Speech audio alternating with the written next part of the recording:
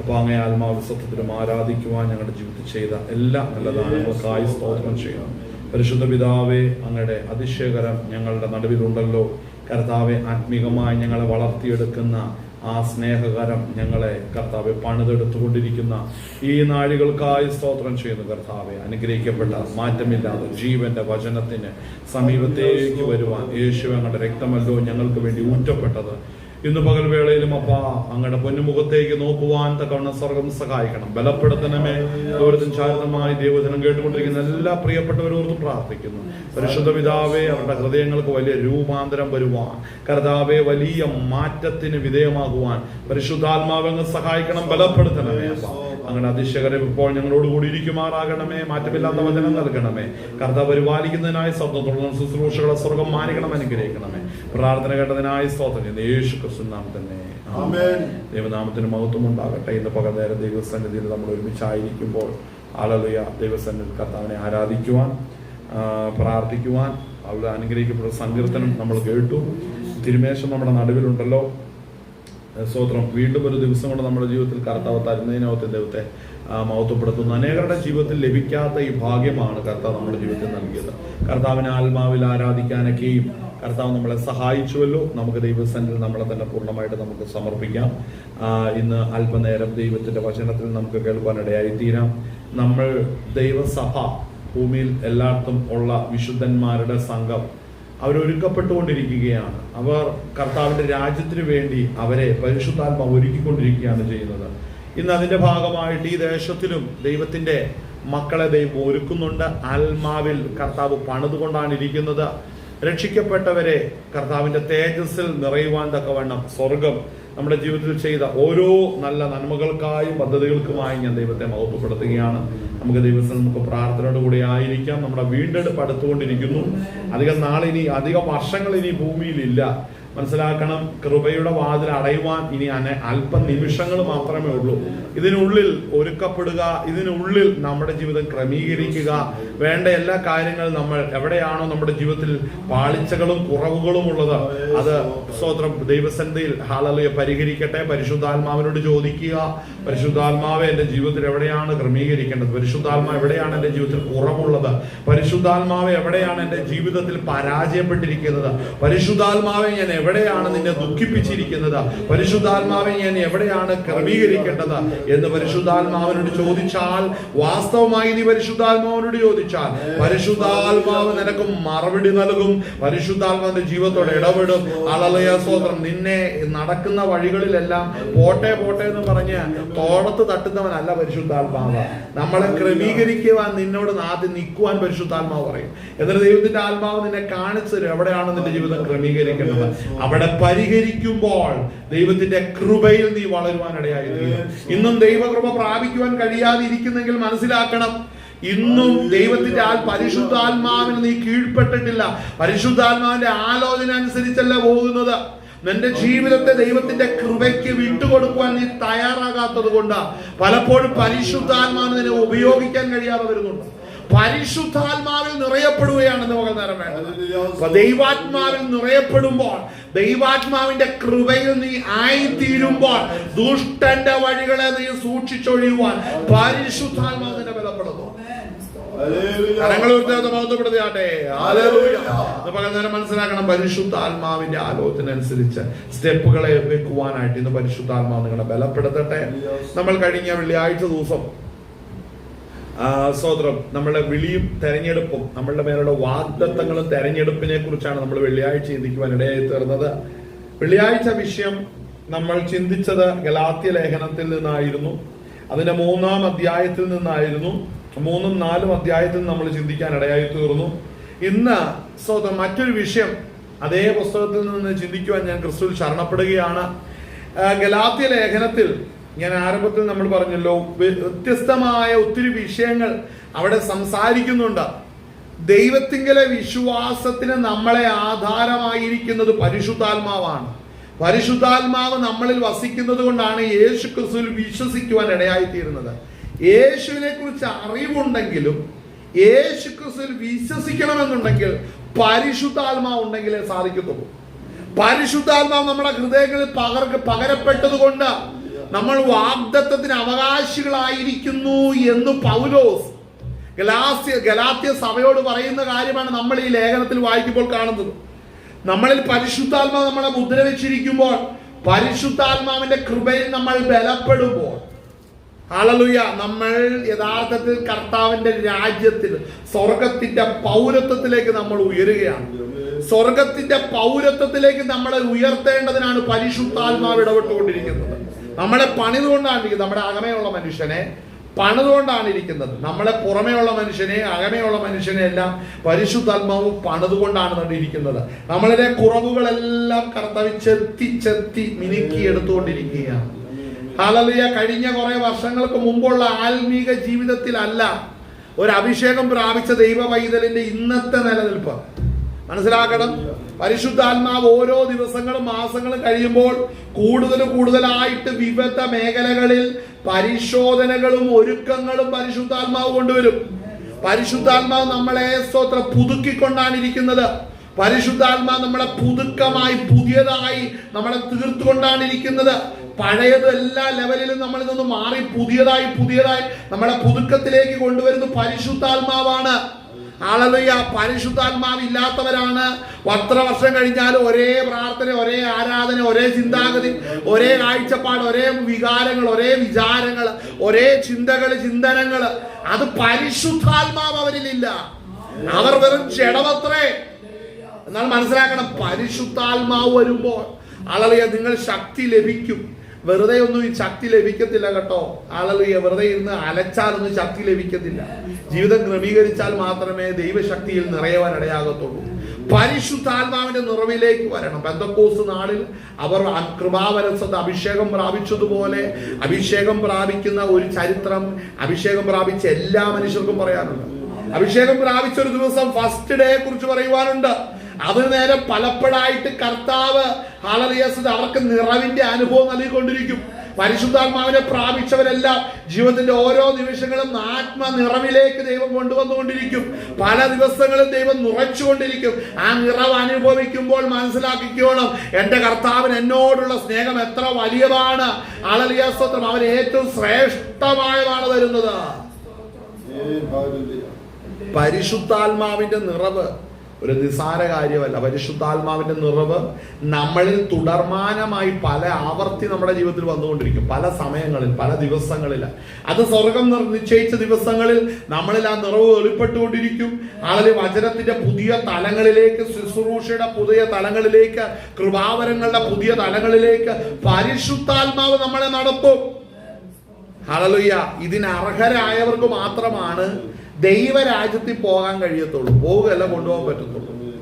Hallelujah. ദൈവരാജ്യം കണ്ടാൽ പോരാ, ദൈവരാജ്യത്തിൽ പ്രവേശിച്ചാൽ പോരാ, ദൈവരാജ്യം അവകാശമാക്കിയേ പറ്റത്തുള്ളൂ. മനസ്സിലാകുന്നുണ്ടോ? See the kingdom of God, enter into the kingdom of God. അത് മാത്രം പോരാ, inherit the kingdom of God. അത് പ്രാപിക്കണം. അത് നമ്മൾ അവകാശമായി തീരണം. നിങ്ങൾ ശ്രദ്ധിക്കണം, ദൈവരാജ്യം കാണുന്നത് സൗജന്യമാണ്, പ്രവേശിക്കുന്നത് സൗജന്യമാണ്. പക്ഷേ ദൈവരാജ്യം അവകാശമാക്കണമെങ്കിൽ വില കൊടുക്കണം. ജീവിതത്തിൽ വില കൊടുക്കണം. നിങ്ങളുടെ ചിന്താമണ്ഡലങ്ങൾ, ജീവിതത്തിൽ എല്ലാ മേഖലകൾ ദൈവരാജ്യം പ്രാപിക്കേണ്ടതിന് വില കൊടുത്തേ പറ്റുകയുള്ളൂ. നീ എങ്ങനെ ഇരുന്നാലും ദൈവരാജ്യം കണ്ടെന്ന് വരാം, ദൈവരാജ്യം പ്രവേശിച്ചു വരാം. പക്ഷെ അവകാശമായി തീരണമെങ്കിൽ നീ ആസ്വാദനം വില കൊടുത്തേ മതിയാകത്തുള്ളൂ. വില കൊടുക്കുന്നത് എങ്ങനെയെന്ന് നമ്മൾ വെളിപ്പാട് പുസ്തകത്തിൽ സഭകളോട് പറയുമ്പോൾ അവർ പലതും രുചിച്ചിട്ടുണ്ട്. ദൈവത്തിന്റെ കൃപാവരങ്ങൾ അനുഭവിച്ചിട്ടുണ്ട്, ആത്മാവിന്റെ കൂട്ടായ്മ അനുഭവിച്ചിട്ടുണ്ട്. പക്ഷെ ചില പാപ സ്വഭാവ നിമിത്തം നിനക്ക് ആ കൃപയിൽ നിന്ന് വീട് പോകുന്നത് കൊണ്ട് നീ വില കൊടുക്കണം. നിന്റെ കണ്ണിലെഴുതുവാൻ ലേപനം എന്നോട് വിലയ്ക്ക് മേടിക്കുവാൻ, ആളെ വിലയ്ക്ക് വാങ്ങിക്കുവാൻ ഞാൻ നിനക്ക് ബുദ്ധി ഉപദേശിക്കുന്നു. എന്തു മനസ്സിലായി? വില കൊടുക്കുവാൻ പഠിക്കണം. ഹല്ലേലൂയ. ചിലത് പ്രാപിച്ചെടുക്കുവാൻ വില കൊടുത്തേ മതിയാകത്തുള്ളൂ. നമുക്ക് ആ ഭാഗം ഒന്ന് എടുത്തേ. വെളിപ്പാട് പുസ്തകം, ഹല്ലേലൂയ, അതിന്റെ നമുക്ക് എഫെസോസ് സഭയ്ക്ക് വെളിപ്പാട് പുസ്തകം 2-ാം അധ്യായത്തിൽ 1-ാം വാക്യം മുതൽ വായിക്കുമ്പോൾ എഫെസോസ് സഭയെ കുറിച്ചാണ് വായിക്കുന്നത്. എന്നാൽ നമ്മൾ അതിന്റെ അകത്ത് അതിന്റെ 4 മുതൽ ഒന്ന് വായിക്കണം. അതിന് 3 മുതൽ ഒന്ന് വായിച്ചേ. 2:3 മുതൽ ഒന്ന് വായിച്ചേ. നിനക്ക് സഹിഷ്ണുതയുള്ളതും എന്റെ നാമനിമിത്തം നീ സഹിച്ചതും തളർന്നു പോകാഞ്ഞതും ഞാൻ അറിയുന്നു. അവിടെ നിന്നേ നമ്മൾ പലരും ഇവിടെ ഈ റേഞ്ചിലേ എത്തിയിട്ടുള്ളൂ. നമ്മൾ പലരും ചെയ്യുന്നൊരു കാര്യം, ആമേൻ ഹല്ലേലൂയ, നമ്മൾ പലരും ചെയ്യുന്നൊരു കാര്യം, അവിടെ വചനം വായിക്കുമ്പോൾ അവിടെ നടക്കുന്നത് എന്താണ്? അവിടെ വായിക്കുന്നത് നിനക്ക് സഹിഷ്ണുതയുള്ളത്. അപ്പൊ നമ്മൾ വല്ല സഹിഷ്ണുത പോരെ, നമ്മൾ സ്വർഗത്തിൽ പോരൂലേ? അടുത്തത് നിനക്ക് സഹിഷ്ണുതയുള്ളതും എന്റെ നാമനിമിത്തം നീ സഹിച്ചതും. ഒത്തിരി ഉപദ്രവേറ്റവരെല്ലാം സ്വർഗത്തിൽ പോണോ? അടുത്തത് സഹിഷ്ണുതയുള്ളതും നീ എന്റെ നാമനിമിത്തം സഹിച്ചതും. അടുത്ത നീ തളർന്നു പോകാത്തതും. തളർന്നു പോകത്തക്ക നിലവാരത്തിൽ ജീവിതത്തിൽ ചിലത് അനുഭവിച്ചില്ലേ? അതുകൊണ്ട് നീ സ്വർഗത്തിൽ പോകണമെന്നുണ്ടോ? ഉത്തരം പറയാം, ഇല്ല എന്നുള്ളതാണ്. ഹല്ലേലൂയ, ഇല്ല എന്നുള്ളതാണ്. നമ്മൾ കുറെ കഷ്ടം അനുഭവിച്ചത് കൊണ്ട് സ്വർഗത്തിൽ പോകണമെന്നില്ല. തളർന്നു പോകുന്ന വിഷയങ്ങൾ ജീവിതത്തിൽ കടന്നു വന്നുകൊണ്ട് സ്വർഗത്തിൽ പോകണമെന്നില്ല. അടുത്തത് പറയുന്നത് എന്താണ്? ഹല്ലേലൂയ, എനിക്ക് വളരെ സഹിഷ്ണുതയുണ്ട്, പോകണമെന്നില്ല. പോകണമെങ്കിൽ ഇതൊക്കെ സഹിച്ച എഫെസോസ് സഭയിലെ വിശുദ്ധന്മാരോട് കർത്താവ് പറയണം, ഇതൊക്കെ സഹിച്ചതല്ലേ, അതുകൊണ്ട് നീ പിന്മാറിപ്പോയത് അത് ഞാൻ ക്ഷമിച്ച് തന്നേക്കുന്നു എന്ന് കർത്താവ് പറഞ്ഞോ? അല്പം ഒന്ന് പിന്മാറിയിട്ടുണ്ട്, സാരമില്ല മക്കളെ, നിങ്ങൾ കുറെ കഷ്ടം സഹിച്ചു, അതുകൊണ്ട് നിങ്ങൾ കയറി പോന്നേന്ന് പറയുമോ? പറയത്തില്ല. നിങ്ങൾ ഈ ജഡത്തിൽ അനുഭവിക്കുന്ന കുറെ ബദ്ധപ്പാടുകൾക്കൊന്നും നിന്നെ സ്വർഗത്തിൽ കൊണ്ടുപോകാൻ കഴിയത്തില്ല കേട്ടോ. ചിലർ അങ്ങനെ കിടന്ന് അനുഭവിച്ചു. ഇന്ന് പോലെ കുറെ പേര് മലയാറ്റൂരും ഉള്ള മലകളെല്ലാം വലിഞ്ഞു കയറി പോകുന്നു. വെള്ളിയാഴ്ച തുടങ്ങിയത് ഇന്നും പോകുന്നുണ്ടാകും അല്ലേ? മലയാറ്റൂരും പിന്നെ അങ്ങ് കിടക്കുന്ന സ്ഥലം അങ്ങ് തമിഴ്നാട്ടിൽ കിടക്കുന്ന സ്ഥലം വേളാങ്കണ്ണി അല്ലേ? ഇവിടെ എല്ലാം പോകുന്നുണ്ട്. ഇവരെല്ലാം മനസ്സിലാക്കുന്നത് അവിടെയെല്ലാം ഇങ്ങനെ തീർത്ഥാടനം നടത്തിയ സ്വർഗത്തിൽ പോകുന്ന, അങ്ങനെ തീർത്ഥാടനം നടത്തിയ നിന്റെ ആത്മാവ് സ്വർഗത്തിൽ പോകത്തില്ല. നീ വീണ്ടും ജനിക്കണം. വീണ്ടും ജനിച്ച എഫെസോസ് സഭയോട് പറയുക, നിനക്ക് സഹിഷ്ണുതയുള്ളതോ, അവിടെ വായിക്കുന്നത് നിനക്ക് സഹിഷ്ണുതയുള്ളതും എന്റെ നാമനിമിത്തം നീ സഹിച്ചതും. അടുത്തത് തളർന്നു പോകാഞ്ഞതും. കാരണം ഞാൻ അറിയുന്നു. അപ്പോൾ ഇത് 3 കൊണ്ട് നമുക്ക് സ്വർഗം റെഡിയാന്ന് പറയരുത്. കാരണം പൂർണ്ണതയുള്ളതാ ദൈവത്തിന് ആവശ്യമുള്ളൂ. പൂർണ്ണതയുള്ളതാ ദൈവത്തിന് ആവശ്യമുള്ളൂ. നീ കുറെ കഷ്ടം സഹിച്ചിട്ട് പൂർണ്ണത ഇല്ലാതിരുന്നാൽ മകനെ അക്കരെ നാട് കാണത്തില്ല. അടുത്ത വാക്യം എന്താ വായിക്കുന്നത്? എങ്കിലും നിന്റെ ആദ്യ സ്നേഹം വിട്ടുകളഞ്ഞു എന്ന് ഒരു കുറ്റം നിന്നെക്കുറിച്ച് പറയുവാൻ. കാരണം ആദ്യ സ്നേഹം നീ വിട്ടുകളഞ്ഞെന്നൊരു കുറ്റം നിന്നെ കുറിച്ച് പറയുവാനുണ്ട്. എന്റെ ഒരു ചോദ്യം, അപ്പോൾ കർത്താവ് ഏത് കാലഘട്ടത്തിൽ ഇവൻ സഹിഷ്ണുതയുള്ളതായിട്ട് കണ്ടത്? കർത്താവ് ഏത് കാലഘട്ടത്തിലാണ് എന്ത് സംഭവിച്ചത്? കഷ്ടം സഹിച്ചായിട്ട് കണ്ടത്? കർത്താവ് ഏത് കാലഘട്ടത്തിലാ എഫെസോസേ നിന്നിൽ നീ തളർന്നു പോകാതിരുന്നത് കണ്ടത്? അങ്ങനെയാണെങ്കിൽ ആദ്യ സ്നേഹം വിട്ടുകളഞ്ഞു എന്ന് പറഞ്ഞാൽ ആദ്യ സ്നേഹം ഉള്ളത് കൊണ്ടല്ലേ തളർന്നു പോകാതിരുന്നത്? ആദ്യ സ്നേഹം ഉള്ളത് കൊണ്ടല്ലേ കഷ്ടം സഹിച്ചത്? ആദ്യ സ്നേഹം ഉള്ളത് കൊണ്ടല്ലേ സഹിഷ്ണുതയുള്ളത്? മറുപടി പറയാം, അല്ല മകനെ. ആദ്യ സ്നേഹം വിട്ടുകളഞ്ഞാൽ ആദ്യ സ്നേഹത്തിന്റെ പദവി ഉണ്ട് കേട്ടോ. അനേകർ ചിന്തിക്കുന്ന അതെല്ലാം വിട്ട് കളഞ്ഞിട്ട് വേറെ കുറെ കാര്യം ചെയ്താൽ കാര്യം റെഡിയാവുന്ന ആകത്തില്ല. സഭ ഇന്ന് വളരെയേറെ ഒരുങ്ങുവാനുണ്ട്, വളരെയേറെ ഓടുവാനുണ്ട്. ഇന്ന് അനേകർ ഓടിയെന്ന് ഉറച്ച് വഴിയരികിലായിരിക്കുന്ന ഒത്തിരി പേരെ അറിയാം. അക്കരെ എത്തിയില്ല. നിന്റെ കള്ളക്കരച്ചിലും കണ്ണുനീരും നെഞ്ചിലത്തടിയും ഒന്നും ഇവിടെ കാര്യമില്ല. എഫെസോസിനോട് ചോദിച്ചാൽ നിന്നേക്കാളും വലിയ കരച്ചിലും നിന്നേക്കാളും കാണിക്കുന്ന ഓരോ പരിപാടി ഇതൊന്നും അക്കരെ നാട്ടിൽ നിന്നെ എത്തിക്കത്തില്ല. നിന്റെ കണ്ണുനീരും മൂക്ക് വീഴ്ചതൊന്നും നിന്നെ അക്കരെ നാട്ടിൽ എത്തിക്കത്തില്ലെന്നാ പറഞ്ഞത്. അതുകൊണ്ട് മനസ്സിലാക്കണം, ചട്ടപ്രകാരം ഓടിക്കോണം. മനസ്സിലാകുന്നുണ്ട്, ചട്ടപ്രകാരം ഓടിക്കോണം. രക്ഷ വ്യക്തിപരമാ. അളിയനും മച്ചമ്മയും നാട്ടുകാരനും വീട്ടുകാരനും അളിയനും ഓടി എന്ന് പറഞ്ഞുകൊണ്ട് നമ്മുടെ ആത്മാവ് സ്വർഗത്തിൽ പോകത്തില്ല. നീ തന്നെ അധ്വാനിക്കണം. നിന്റെ രക്ഷയ്ക്കുള്ളത്, നിന്റെ നിത്യതയ്ക്കുള്ളത് നീ തന്നെ അധ്വാനിച്ചേ മതിയാകത്തുള്ളൂ. മനസ്സിലാകുന്നുണ്ടോ? വേറെ ആരും വന്ന് അധ്വാനിക്കാനില്ല. അവൻ അധ്വാനിക്കട്ടെ, ഞാൻ പ്രാപിക്കാം. അങ്ങനെ കുറെ പേരുണ്ടല്ലേ? അല്ലെ, ഇവരൊക്കെ ചെയ്യട്ടെ, ഞങ്ങൾ അതിന്റെ റിസൾട്ട് അനുഭവിച്ചോല. അങ്ങനെ ഒരു പ്രോഗ്രാം അല്ല രക്ഷാപദ്ധതി. നീ അധ്വാനിക്കണം, നീ ഓടണം, നീ ഒരുങ്ങണം. ഹല്ലേലൂയ. സഭ ഒരുങ്ങിയേ മതിയാകത്തുള്ളൂ. സഹിഷ്ണുതയുള്ള എഫെസോസ് സഭയോട് എന്തിനാ ദൈവം പറയുന്നത് ആദ്യ സ്നേഹം വിട്ടുകളഞ്ഞു എന്ന്? കഷ്ടം സഹിച്ച എഫെസോസ് സഭയോട് എന്തിനാ കർത്താവ് നിന്റെ ആദ്യ സ്നേഹം വിട്ടുകളഞ്ഞു എന്ന് പറഞ്ഞത്? വളരെ കഷ്ടം സഹിച്ച് തളർന്നു പോകാതിരുന്ന സഭ ആദ്യ സ്നേഹം ഉള്ളത് കൊണ്ടല്ലേ എന്ന് നമ്മൾ പറയും. കർത്താവ് പറയത്തില്ല. അതാണ് അതിന്റെ വ്യത്യാസം. കർത്താവ് പറഞ്ഞത് നിന്റെ ആദ്യ സ്നേഹം നീ വിട്ടുകളഞ്ഞു എന്നൊരു കുറ്റം നിന്നെ കുറിച്ച് പറയുവാനുണ്ട്. അടുത്തത് നീ ഏതിൽ നിന്ന് വീണിരിക്കുന്നു എന്നോർത്ത്. ശ്രദ്ധിക്കണം, മനുഷ്യന്റെ മുമ്പിൽ നമ്മൾ സഹിഷ്ണുതയുള്ളവരായിരിക്കുന്നത് മനുഷ്യരുടെ മുമ്പിൽ അംഗീകാരമാണ്, അല്ലേ? ക്രിസ്തീയ ജീവിതത്തിൽ നമ്മൾ സഹിഷ്ണുതയുള്ളവരായിരുന്ന മനുഷ്യരെല്ലാം പറയും കൊള്ളാം മോനെ, കൊള്ളാം മോനെ, കൊള്ളാടാ, കൊള്ളാന്ന് പറഞ്ഞ് തംസപ്പ് അടിക്കും. പക്ഷേ ശ്രദ്ധിക്കേണ്ട ഒരു കാര്യമുണ്ട്, കർത്താവ് അങ്ങനെയല്ല. നമ്മളുടെ പല ഓട്ടങ്ങളും പാതിയായിട്ടാണ് നിൽക്കുന്നത്. ഹല്ലേലൂയ. തിരിച്ചറിയണം. നമ്മൾ ചിലർ പറയുന്നത് നമ്മളെല്ലാം കുറവുള്ളവരാ, അവിടെ നമ്മളാരും മിണ്ടണ്ടെന്ന്. അങ്ങനെ കുറെ പേര് തിയറികൾ ഇപ്പൊ കാണിക്കുന്നത്. നമ്മളാരും എല്ലാവരും കുറവുള്ളവരാ, ആരും പൂർണ്ണരല്ല, അതുകൊണ്ട് ഇത് നമ്മളിനി മിണ്ടണ്ടെന്ന്, ഇനി ഇത് പ്രസംഗിക്കണ്ടെന്ന്, ഇനി ഇത് പറയണ്ടെന്ന്, അങ്ങനെ കുറെ മന്ദബുദ്ധികളും ഉണ്ട്. മനസ്സിലാക്കണേ, കർത്താവ് ഇതെല്ലാം കണ്ടോണ്ടായിരിക്കുന്നത്. ഹല്ലേലൂയ. നമ്മൾ വിചാരിക്കും മനുഷ്യരുടെ മുമ്പിൽ ആദ്യ സ്നേഹമില്ലാതെ സഹിഷ്ണുത കാണിച്ച മനുഷ്യന് പറയും കൊള്ളാം, പ്രസ്ഥാനം പൊങ്ങും, പേര് കിട്ടും, സ്റ്റേജ് കിട്ടും, നിനക്ക് സഹിഷ്ണുതയുണ്ട്. പക്ഷെ നിന്റെ ആദ്യ സ്നേഹം പോയവനാ നീ. അടുത്തത് എന്താ വായിക്കുന്നത്? സഹിഷ്ണുതയുള്ളതും വളരെ തളർന്നു പോകാതിരുന്നതും എന്റെ നാമനിമിത്തം സഹിച്ചതും. അപ്പോൾ ഇതൊന്നും അല്ല ആദ്യ സ്നേഹം എന്ന് പറയുന്നത്. കർത്താവ് ആദ്യ സ്നേഹമായിട്ട് തന്നെ കാണുന്നത്. ശ്രദ്ധിക്കേണ്ട ഒരു കാര്യം. അടുത്ത് വായിച്ചേ. നീ ഏതിൽ നിന്ന് വീണു എന്ന് ഓർത്ത് നീ മാനസാന്തരപ്പെടുക. അപ്പൊ കണ്ടോ, ആദ്യത്തെ പ്രവൃത്തി നമ്മൾ അവസാനത്തെ പ്രവൃത്തി ആദ്യം നമ്മൾ നോക്കാറില്ല പലപ്പോഴും. അപ്പൊ ആരംഭത്തിൽ നമുക്ക് ലഭിച്ച ചിലത് നമ്മൾ ഇന്നും നമ്മൾ തുടർന്നേ മതിയാകത്തു. നമ്മളോടുള്ള ദൂതായത്, അല്ലേ? ആരംഭത്തിലുള്ള ചിലത് ഇന്നും തുടർന്നേ മതിയാകത്തു. നമുക്ക് ചോദിക്കാം, കർത്താവേ അത് ഏതാണ്? ഏതിൽ നിന്നാണ് ഞാൻ വീണത്? ഏതാണ് നീ പ്രതീക്ഷിച്ചത്? പരിശുദ്ധാത്മാവെ നീ ആഗ്രഹിച്ചത് ഏതാണ്?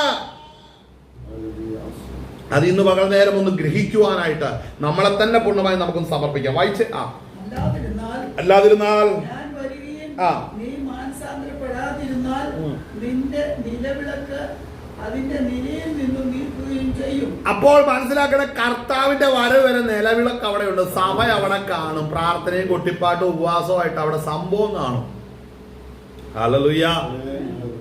ഇപ്പൊ പല സഭകളിൽ ശക്തമായ ഉഷ്ണത്തോടു കൂടിയുള്ള വചനങ്ങളുണ്ട്, തീഷ്ണമായ കാര്യങ്ങളുണ്ട്. പലതും അതിന്റെ നിലവാരത്തിൽ ഓടിയാലും എഫെസോസ് സഭയോട് പറയുന്ന കാര്യം എന്താണ്? ഞാൻ വരുന്നത് വരെയും. അതല്ലേ, സഭയ്ക്ക് മാറ്റമൊന്നുമില്ല, അതവിടെ കാണും. പക്ഷെ ഞാൻ വന്നു കഴിഞ്ഞത് നീക്കിക്കളയുള്ളൂ. കണ്ടോ? അപ്പോൾ എന്താ കർത്താവിന്റെ പദ്ധതി? ആമേൻ. പരിശുദ്ധാത്മാവ് നമുക്ക് നൽകിയ ദർശനത്തിൽ നമ്മൾ ഉറയ്ക്കണം. ആമേൻ. ദർശനത്തിൽ നമ്മൾ ഉറയ്ക്കണം. മനസ്സിലാകുന്നുണ്ടോ? അടുത്തത് വായിച്ചേ. നിന്റെ നിലവിളക്ക് അതിന്റെ നിലയിൽ നിന്ന് നീക്കിക്കളയുകയും. അപ്പോൾ ഒരു കാര്യം ശ്രദ്ധിക്കണം. നമ്മൾ കഴിഞ്ഞ ആഴ്ചയാണ് ചിന്തിച്ചത്. നമ്മളത് പറഞ്ഞൊരു കാര്യം, എല്ലാ സഭകൾക്കും ദൈവം ഒരു ദൂതനെ അയച്ചിട്ടുണ്ട്, അല്ലേ? ഓരോ വിളക്ക് ഓരോ സഭയാകുന്നു. ആ 7 നക്ഷത്രവും 7 വിളക്കുകളുമാണ്. ഓരോ നക്ഷത്രം ദൈവം അയച്ച ദൂതന്മാരാണ്. അങ്ങനെയാണെങ്കിൽ കർത്താവ് ഒരു ദൂതനെ നമ്മളുടെ ഈ കോൺഗ്രിഗേഷന്റെ അടിയിൽ വെച്ചിട്ടുണ്ട്. നമ്മളായിരിക്കുന്ന പ്രസ്ഥാനത്തിലും ദൈവം ഒരു ദൂതനെ അയച്ചിട്ടുണ്ട്. നമ്മുടെ പ്രവർത്തനങ്ങൾ, ശുശ്രൂഷകൾ, പ്രസംഗങ്ങൾ, ആരാധനകൾ, നമ്മുടെ എല്ലാ ക്രയവിക്രയങ്ങളെ നല്ലതുപോലെ റിപ്പോർട്ട് ചെയ്തൊരു ദൂതനെ ഇവിടെ ആക്കി വെച്ചിട്ടുണ്ട്. മനസ്സിലാക്കണം. അപ്പോൾ ഇവിടെ ശ്രദ്ധിക്കേണ്ട ഒരു കാര്യമുണ്ട്. അടുത്തത് ഈ ഭാഗം വായിച്ചേ. നീ ഏതിൽ നിന്ന് വീണിരിക്കുന്നു എന്നോർത്ത് മാനസാന്തരപ്പെട്ട് ആദ്യത്തെ പ്രവൃത്തി ചെയ്യുക. അല്ലാതിരുന്നാൽ ഞാൻ വരികയും നീ മാനസാന്തരപ്പെടാതിരുന്നാൽ നിന്റെ നിലവിളക്ക് അതിന്റെ നിലയിൽ നിന്ന് നീക്കുകയും ചെയ്യും. അടുത്തത് എങ്കിലും നിക്കോലാവിയരുടെ നടപ്പ് നീ പകയ്ക്കുന്നു എന്നൊരു നന്മ നിനക്കുണ്ട്. എഫെസോസ് സഭയോട് പറയുക, നിന്റെ ആദ്യ സ്നേഹം നഷ്ടപ്പെട്ടാലും നീ സഹിഷ്ണുതയുണ്ട്. കാര്യം നീ നിക്കോലാവരുടെ നടപ്പ് പകയ്ക്കുന്നു എന്നൊരു നന്മ നിനക്ക് ഉണ്ട് എന്ന് പറഞ്ഞ എന്നാ ദുരുപദേശം പറഞ്ഞുകൊണ്ട് നടക്കുന്ന ടീംസിനോടുള്ള എഫെസോസ് സഭയുടെ മനോഭാവം വളരെ നല്ലതായിട്ട് തന്നെയാണ് കർത്താവ് ഇവിടെ പറയുന്നത്. കർത്താവ് നോക്കുമ്പോൾ നമ്മുടെ എല്ലാം നിലപാട്, ചില വിഷയങ്ങളോടുള്ള നമ്മുടെ നിലപാട് എന്നാന്ന് ദൈവം നോക്കുന്നുണ്ട്.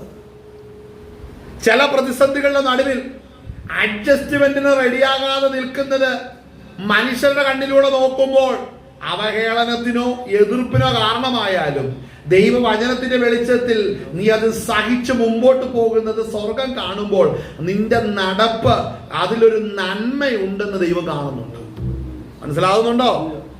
ഹല്ലേലൂയ. എല്ലാത്തിനും സല്യൂട്ട് അടിക്കുന്നവനല്ല ദൈവം, എല്ലാത്തിനും എഗ്രി ചെയ്യുന്നവനല്ല ദൈവം. അത് മറ്റൊരു യേശു എന്ത് പോകൃത്തരം കാണിച്ചാലും കുഴപ്പമില്ല മോനെ എന്ന് പറയുന്നത്. എന്നാൽ 7 സഭകളെ കുറിച്ച് പറയുമ്പോൾ ഇതാണ് ദൈവത്തിന്റെ വചനം പറയുന്നത്. ഹല്ലേലൂയ. അവിടെ വായിക്കുന്നത് ഞാൻ പകയ്ക്കുന്ന അവിടെ എന്റെ എങ്കിലും നിക്കൊല്ല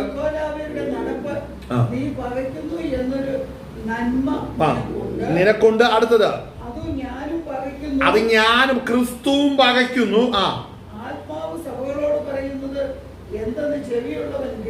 അപ്പോൾ ചിലൊരു കാര്യമുണ്ട്. എഫെസോസിന് ഒരു കാര്യം മനസ്സിലാക്കണം. ആ കാലഘട്ടത്തിൽ അന്ന് അവിടെ ചുറ്റിക്കളിക്കുന്ന ഒരു ദുരുപദേശത്തോടുള്ള വിഷയത്തിൽ സഭയുടെ നിലപാട് നല്ലതാണെന്ന് ക്രിസ്തു കണ്ടു. ക്രിസ്തു അതിനെ പകയ്ക്കുന്നു. കർത്താവ് അതിനെ പകയ്ക്കുന്നെങ്കിൽ കർത്താവിനോടൊപ്പം എഫെസോസ് സഭയും പകയ്ക്കുന്നുണ്ട്. നല്ലത് അതിനെ അംഗീകരിക്കുന്നു. എന്നാൽ ആദ്യ സ്നേഹം വിട്ടുകളഞ്ഞു. നീ നിക്കോലാവരുടെ നടപ്പ് പകയ്ക്കുന്നൊരു നന്മ നിന്നെ കുറിച്ച് ഉണ്ടെങ്കിലും നീ ആദ്യ സ്നേഹം വിട്ടുകളഞ്ഞു എന്നുള്ള കാര്യം അവിടെ മൂടി വെക്കുന്നവനല്ല ക്രിസ്തു. നീ ഒരു തെറ്റ് ചെയ്താൽ അതിനെ മൂടി വെക്കുന്നവനല്ല ക്രിസ്തു. നീ ഒരു തെറ്റ് ചെയ്തിട്ട് 2 നന്മ ചെയ്താൽ 2 നന്മ കൊണ്ട് നിന്റെ തിന്മ മൂടത്തില്ല ക്രിസ്തു. നീ ഒരു പാപം ചെയ്താൽ, നീ ഒരു തെറ്റ് ചെയ്താൽ, നീ എവിടെയെങ്കിലും വീട് പോയാൽ ആ വീഴ്ച ദൈവ സന്നദ്ധിയിൽ വിത്ത് എവിഡൻസ്, വിത്ത് റെക്കോർഡ് ഉണ്ട്. നീ അതിൽ തെറ്റിപ്പോയാൽ അതിന് ശിക്ഷിക്കുന്നവൻ തന്നെയാണ് ക്രിസ്തു. ആമേൻ. കാര്യം സഭ ക്രിസ്തുവിന്റെയാണ്. സഭയ്ക്ക് കർത്താവാണ് രക്തം മുടക്കിയത്, ഊറ്റിയത് ക്രിസ്തുവാണ്. വേറെ ആരെങ്കിലും ആണോ? ആരുമല്ല. കർത്താവ് തന്നെയാണ് ഇതിന് മുതൽ മുടക്കിയിരിക്കുന്നത്. അവന്റെ രക്തവും ജീവനും നമുക്ക് വേണ്ടി മുടക്കി, സഭയ്ക്ക് വേണ്ടി മുടക്കി. അതുകൊണ്ടാണ് സഭ നിലനിൽക്കുന്നത്. വായിച്ച അടുത്തത്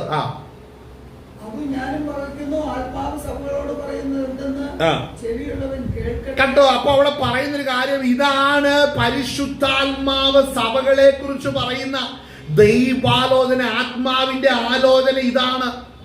അത് ചെവിയുള്ളവനെ കേൾക്കത്തുള്ളൂ.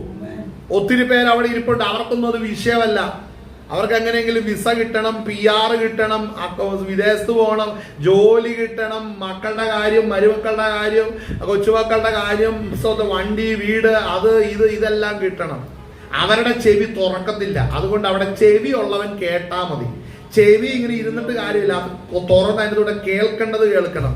ഇന്ന് എന്ത് കേൾക്കാനും റെഡിയായി, എനിക്ക് രക്ഷപ്പെട്ടാൽ മതി. അങ്ങനെ കുറെ പേര് ഇറങ്ങിയിട്ടുണ്ട്. അവരാരുടെയും ചെവി കേൾക്കത്തില്ലെന്ന് മനസ്സിലാക്കിക്കോ. ഹല്ലേലൂയ. ഇത് നമ്മൾ തിരിച്ചറിയുമ്പോൾ നമുക്ക് മടങ്ങി വരാം. ഗലാത്യ ലേഖനത്തിലേക്ക് നമുക്ക് മടങ്ങി വരാം. ഗലാത്യ ലേഖനത്തിലേക്ക് നമ്മൾ മടങ്ങി വരുമ്പോൾ വളരെ ശ്രദ്ധേയമായ ചില വിഷയങ്ങളാണ് നമ്മൾ ഇനി ശ്രദ്ധിക്കുവാൻ പോകുന്നത്, നമ്മൾ ചിന്തിക്കുവാൻ പോകുന്നത്. ഗലാത്യ ലേഖനത്തിൽ നമ്മൾ 3-ാം അധ്യായം നമ്മൾ ചിന്തിച്ചു, 4-ാം അധ്യായത്തിലേക്ക് നമ്മൾ പ്രവേശിച്ചു. ഹല്ലേലൂയ. അവിടെ നമ്മൾ വായിച്ചു 4-ന്റെ 7-ാം വാക്യം വായിച്ചത് ഇങ്ങനെയാണ്. 6 മുതൽ വായിച്ച് 4-ന്റെ 6 മുതൽ. നിങ്ങൾ മക്കളാകൊണ്ട് അബ്ബാ പിതാവേ എന്ന് വിളിക്കുന്ന സ്വപുത്രന്റെ ആത്മാവിനെ ദൈവം നമ്മുടെ ഹൃദയങ്ങളിൽ അയച്ചു. അങ്ങനെ നീ ദാസനല്ല പുത്രനത്രേ. പുത്രനെങ്കിലോ നിങ്ങൾ ദൈവഹിതപ്രകാരം അവകാശിയുമാകുന്നു. എന്നാൽ അന്നു നിങ്ങൾ ദൈവത്തെ അറിയാതെ സ്വഭാവത്താൽ ദൈവങ്ങളല്ലാത്തവർക്ക് അടിമപ്പെട്ടിരുന്നു. ഇവിടെ ശ്രദ്ധിക്കേണ്ട ഒരു കാര്യമുണ്ട്. യഹൂദന്മാരോട് ഇവിടെ പറയുന്ന ഒരു കാര്യമാണ്. യഹൂദന്മാരിൽ നിന്ന് രക്ഷിക്കപ്പെട്ടു വരുന്നവരോടാണ് ഈ ലേഖനം എഴുതുന്നത്. അവരോട് ഈ കാര്യം പറയുമ്പോൾ വ്യക്തമാക്കുന്ന ഒരു കാര്യം പൗലോസ് ഇവിടെ പറയുന്നത് നമ്മൾ ശ്രദ്ധിച്ചു കാണണം. അവിടെ പറയുന്ന 8-ാം വാക്യം വായിക്കുന്നത്, എന്നാൽ അന്ന് നിങ്ങൾ ദൈവത്തെ അറിയാതെ സ്വഭാവത്താൽ ദൈവങ്ങളല്ലാത്തവർക്ക് ദൈവങ്ങളല്ലാത്തവർക്ക് അടിമപ്പെട്ടിരുന്നു. ജീവനുള്ള ദൈവം നടത്തിക്കൊണ്ടുപോകുന്ന ഇസ്രായേൽ മക്കൾ ഹല്ലേലൂയ ദൈവത്തെ വിട്ട് മറ്റും ദൈവങ്ങളിലേക്ക് തിരിഞ്ഞു. എന്നാൽ അവ ദൈവം അല്ലെന്ന് ക്രിസ്തു പറയുന്നു. ഹല്ലേലൂയ സ്വഭാവത്താൽ ദൈവമല്ല, സ്വഭാവത്താൽ ദൈവമാകണം. സ്വഭാവത്താൽ മരവോ കല്ലോ കുറ്റിയോ ഏതെങ്കിലും അർത്ഥമില്ലാത്ത പേരോ മനുഷ്യന്റെ സ്വഭാവം ഉള്ളതൊക്കെ ആയിരുന്നാൽ മനസ്സിലാക്കണം, ദൈവമല്ല. മനസ്സിലാകുന്നുണ്ടോ? കാണുമ്പോ കാമം പൊങ്ങുന്ന ഒരു ദൈവം ഉണ്ടെങ്കിൽ അത് ദൈവമല്ല. കാണുമ്പോ കൊലപാതകം നടത്തുന്നെങ്കിൽ അത് ദൈവമല്ല. കാണുമ്പോ മറ്റൊരുത്തനെ അപഹരിക്കുന്നുണ്ടെങ്കിൽ അത് ദൈവമല്ല. സ്വഭാവത്താൽ ദൈവമല്ലാത്തതിന് നിങ്ങൾ അടിമപ്പെട്ടിരുന്നു. ഇതാണ് പൗലോസിന്റെ വിഷയം. ശ്രദ്ധിക്കണം കേട്ടോ. സ്വഭാവത്താൽ ദൈവമല്ലാത്തതിന് അടുത്തത് ഇപ്പോഴോ ദൈവത്തെ അറിഞ്ഞു. ഇവിടെ ശ്രദ്ധിക്കണം, ഇത് ആരോടാ പറയുന്നത് ശ്രദ്ധിക്കണം. ഇപ്പോൾ എന്ത് സംഭവിച്ചു? രക്ഷിക്കപ്പെട്ട് ദൈവകൃപയിലേക്ക് വന്നപ്പോൾ പൗലോസ് പറയുന്ന ഭാഗം ശ്രദ്ധിക്കണം. ആ വാക്യം പറയുന്നത് എന്താണ്? ഇപ്പോഴോ ദൈവത്തെ അറിഞ്ഞു. നമ്മള് അല്ലേ, കർത്താവ് ആത്മാവാകുന്നു എന്നും അവൻ സ്വർഗത്തിലുണ്ട് എന്നും പിതാവ് തന്റെ ആത്മാവാകുന്ന പരിശുദ്ധാത്മാവിനെ നമ്മുടെ ഹൃദയത്തിൽ തന്നു എന്നും നാം അറിയുന്നു. നമ്മുടെ ഹൃദയത്തിൽ പരിശുദ്ധാത്മാവിനെ തന്നതുകൊണ്ടാണ് സ്വർഗത്തിലൊരു ദൈവം ഉണ്ടെന്നും അവൻ ആത്മാവാകുന്നു എന്നും തന്റെ പ്രിയപുത്രനെ ലോകത്തിൽ നൽകി അവനെ പാപികളുടെ പാപത്തിന്റെ പ്രായശ്ചിത്തത്തിനായി അറുത്തതും തകർത്തതും നിമിത്തമാണ് പാപത്തിന് മോചനം വന്നത്. പാപമോചനം വന്നതുകൊണ്ടാണ് പാപിയായിരുന്ന എനിക്ക് പാപത്തിൽ നിന്ന് വിടുതൽ ലഭിച്ചത്. അവന്റെ രക്തം മുഖാന്തരം മോചനം വന്നത്. അതിന് തെളിവാണ് പരിശുദ്ധാത്മാവിനെ എന്റെ ഹൃദയത്തിൽ നൽകിയത്. എന്റെ ഹൃദയത്തിൽ ഇതുവരെ ചിന്തിക്കുവാൻ കഴിയാത്ത സമാധാനം, സന്തോഷവും ആത്മാവിന്റെ ഫലവും എന്നിൽ വെളിപ്പെട്ടതിന് കാരണം എന്റെ പാപത്തെ എന്നിൽ നിന്ന് ഒരുവൻ നീക്കിക്കളഞ്ഞിരിക്കുന്നു. അവന്റെ പേര് കർത്താവായ യേശു ക്രിസ്തു എന്നാണ്. അങ്ങനെയെങ്കിൽ സ്വഭാവത്താൽ ദൈവങ്ങളല്ലാത്തവയ്ക്ക് അടിമപ്പെട്ട് കിടന്നപ്പോൾ ഇതിന്റെ വഴികളിലെല്ലാം നമ്മൾ പോയിക്കൊണ്ടിരുന്നു. ഞാൻ ഇന്ന് രാവിലെ ഒരു വീഡിയോ കണ്ടതാണേ. സ്തോത്രം, ഹല്ലേലൂയ, സ്തോത്രം, ഹല്ലേലൂയ, സ്തോത്രം. രണ്ട് കാര്യങ്ങൾ കണ്ടു. ഒന്ന് നോക്കിയപ്പോ ഏതോ പള്ളിയുടെ മധുബഹയുടെ അവിടെ, ഇന്നത്തെ ദിവസമാ മധുബഹയുടെ അവിടെ സ്തോത്ര, അപ്പൊ വിശ്വാസികളെല്ലാം നിരന്ന് എല്ലാം ഇരിക്കും. അച്ഛന്മാരുണ്ട്, അവരുടെ കുടുംബങ്ങളുണ്ട്, മക്കളും കൊച്ചുമക്കളൊക്കെ ആയിട്ടൊക്കെ നിരന്ന് മധുബഹയുടെ അവിടെ നിൽക്കും. അപ്പൊ ഫ്രണ്ടിൽ ഒരു ശവപ്പെട്ടിക്കകത്ത് യേശുവിന്റെ ബോഡി ഒരു ശവപ്പെട്ടിക്കകത്ത് യേശുവിന്റെ ബോഡിയല്ല, നിമ്രോദിന്റെ ബോഡി എന്ന് പറഞ്ഞാൽ മതി അല്ലേ? ആളല്ലേ അങ്ങനെ പറയണ്ട. കറക്റ്റ്. എന്താണ്? ഒരു രൂപം നമ്മൾ നോക്കുമ്പോ ഇരിക്കുക, ഒരു പുരുഷന്റെ രൂപം ഇങ്ങനെ കിടത്തേക്ക് അടിയും മുറിവൊക്കെ കണ്ടെടുത്തിരിക്കുന്നത് ശവപ്പെട്ടിക്കത്ത് കിടക്കുക. എല്ലാം ചിരിച്ച് സെൽഫി എടുക്കുകയാണ്. അതാണ് ചിലരുടെ വിശ്വാസം. അതുപോലെ ഇന്ന് ഞാൻ വേറൊരു വീഡിയോ കണ്ട, ഒരു പള്ളിയുടെ ഫ്രണ്ടിൽ ഇരുന്നോണ്ട് ഒരു കോല് പോലെ സാധനം, അതിന്റെ അറ്റത്ത് ഒരു നീണ്ട ഒരു പല പോലെ സാധനം, അതിട്ട് ഇങ്ങനെ കറക്കുമ്പോ കടകടകടകടകടാന്ന് സൗണ്ട് കേൾക്കുന്നുണ്ട് കേട്ടോ. അതിട്ട് പിള്ളേരെല്ലാം ഇട്ട് കറക്കും. ഞാനും തന്നെ വല്ല ഗെയിമാണ് അല്ല. നോക്കുമ്പോ പള്ളിയുടെ ഫ്രണ്ടിൽ ഏതാണ്ട് കറക്കുന്ന, ഒരു തവണ കറങ്ങുന്നതിന് ഏതോ പ്രാർത്ഥനയോ ജപമോ അല്ലെങ്കിൽ ഏതോ ചിലക്കുകയോ ജപിക്കേണ്ടി ചെയ്യുന്നതിനാണ് ഈ കറക്കുന്നത്. അപ്പൊ എളുപ്പമായില്ല. പ്രാർത്ഥന ഇങ്ങനെ ഇട്ട് കറക്കിയോ അങ്ങ് ചൊല്ലുക പ്രാർത്ഥന. മനുഷ്യന്റെ മാനസിക നില എന്താ നമ്മൾ മനസ്സിലാക്കണം. ആളറിയ വെറും ഒരു വിഗ്രഹം ഉണ്ടാക്കി ശവപ്പെട്ടിക്കത് വെച്ച് കർത്താവിന്റെ അടക്കാണെന്ന് പറഞ്ഞുകൊണ്ട് സെൽഫി എടുക്കും, ഫോട്ടോ എടുക്കുകയും ചെയ്യുന്നവരുടെ മാനസികാവസ്ഥ ചിന്തിക്കണം എന്നാണ്. അതാ ദൈവങ്ങളല്ലാതിരിക്കെ, സ്വഭാവത്താൽ ദൈവങ്ങളല്ലാത്തവയ്ക്ക് കീഴ്പ്പെട്ടിരുന്നു. കണ്ടോ? അവരുടെ എന്റെ ദൈവം എവിടെ നിൽക്കും? മധുവായിക്കത്ത് ഇങ്ങനെ തൂങ്ങിക്കിടക്കാന്ന് പറയുന്നത് എത്ര ഭീകരമാണെന്ന് ഓർത്തെ. ആളറിയ കുരിശേ കിടക്കുന്നവനാണ് എന്റെ ദൈവം അല്ലേ? അടുത്തത് ഇന്ന് പറയുന്നത് സ്വഭാവത്താൽ, നമ്മൾ വായിച്ച വാക്യം, എന്നാൽ അന്ന് നിങ്ങൾ ദൈവത്തെ അറിയാതെ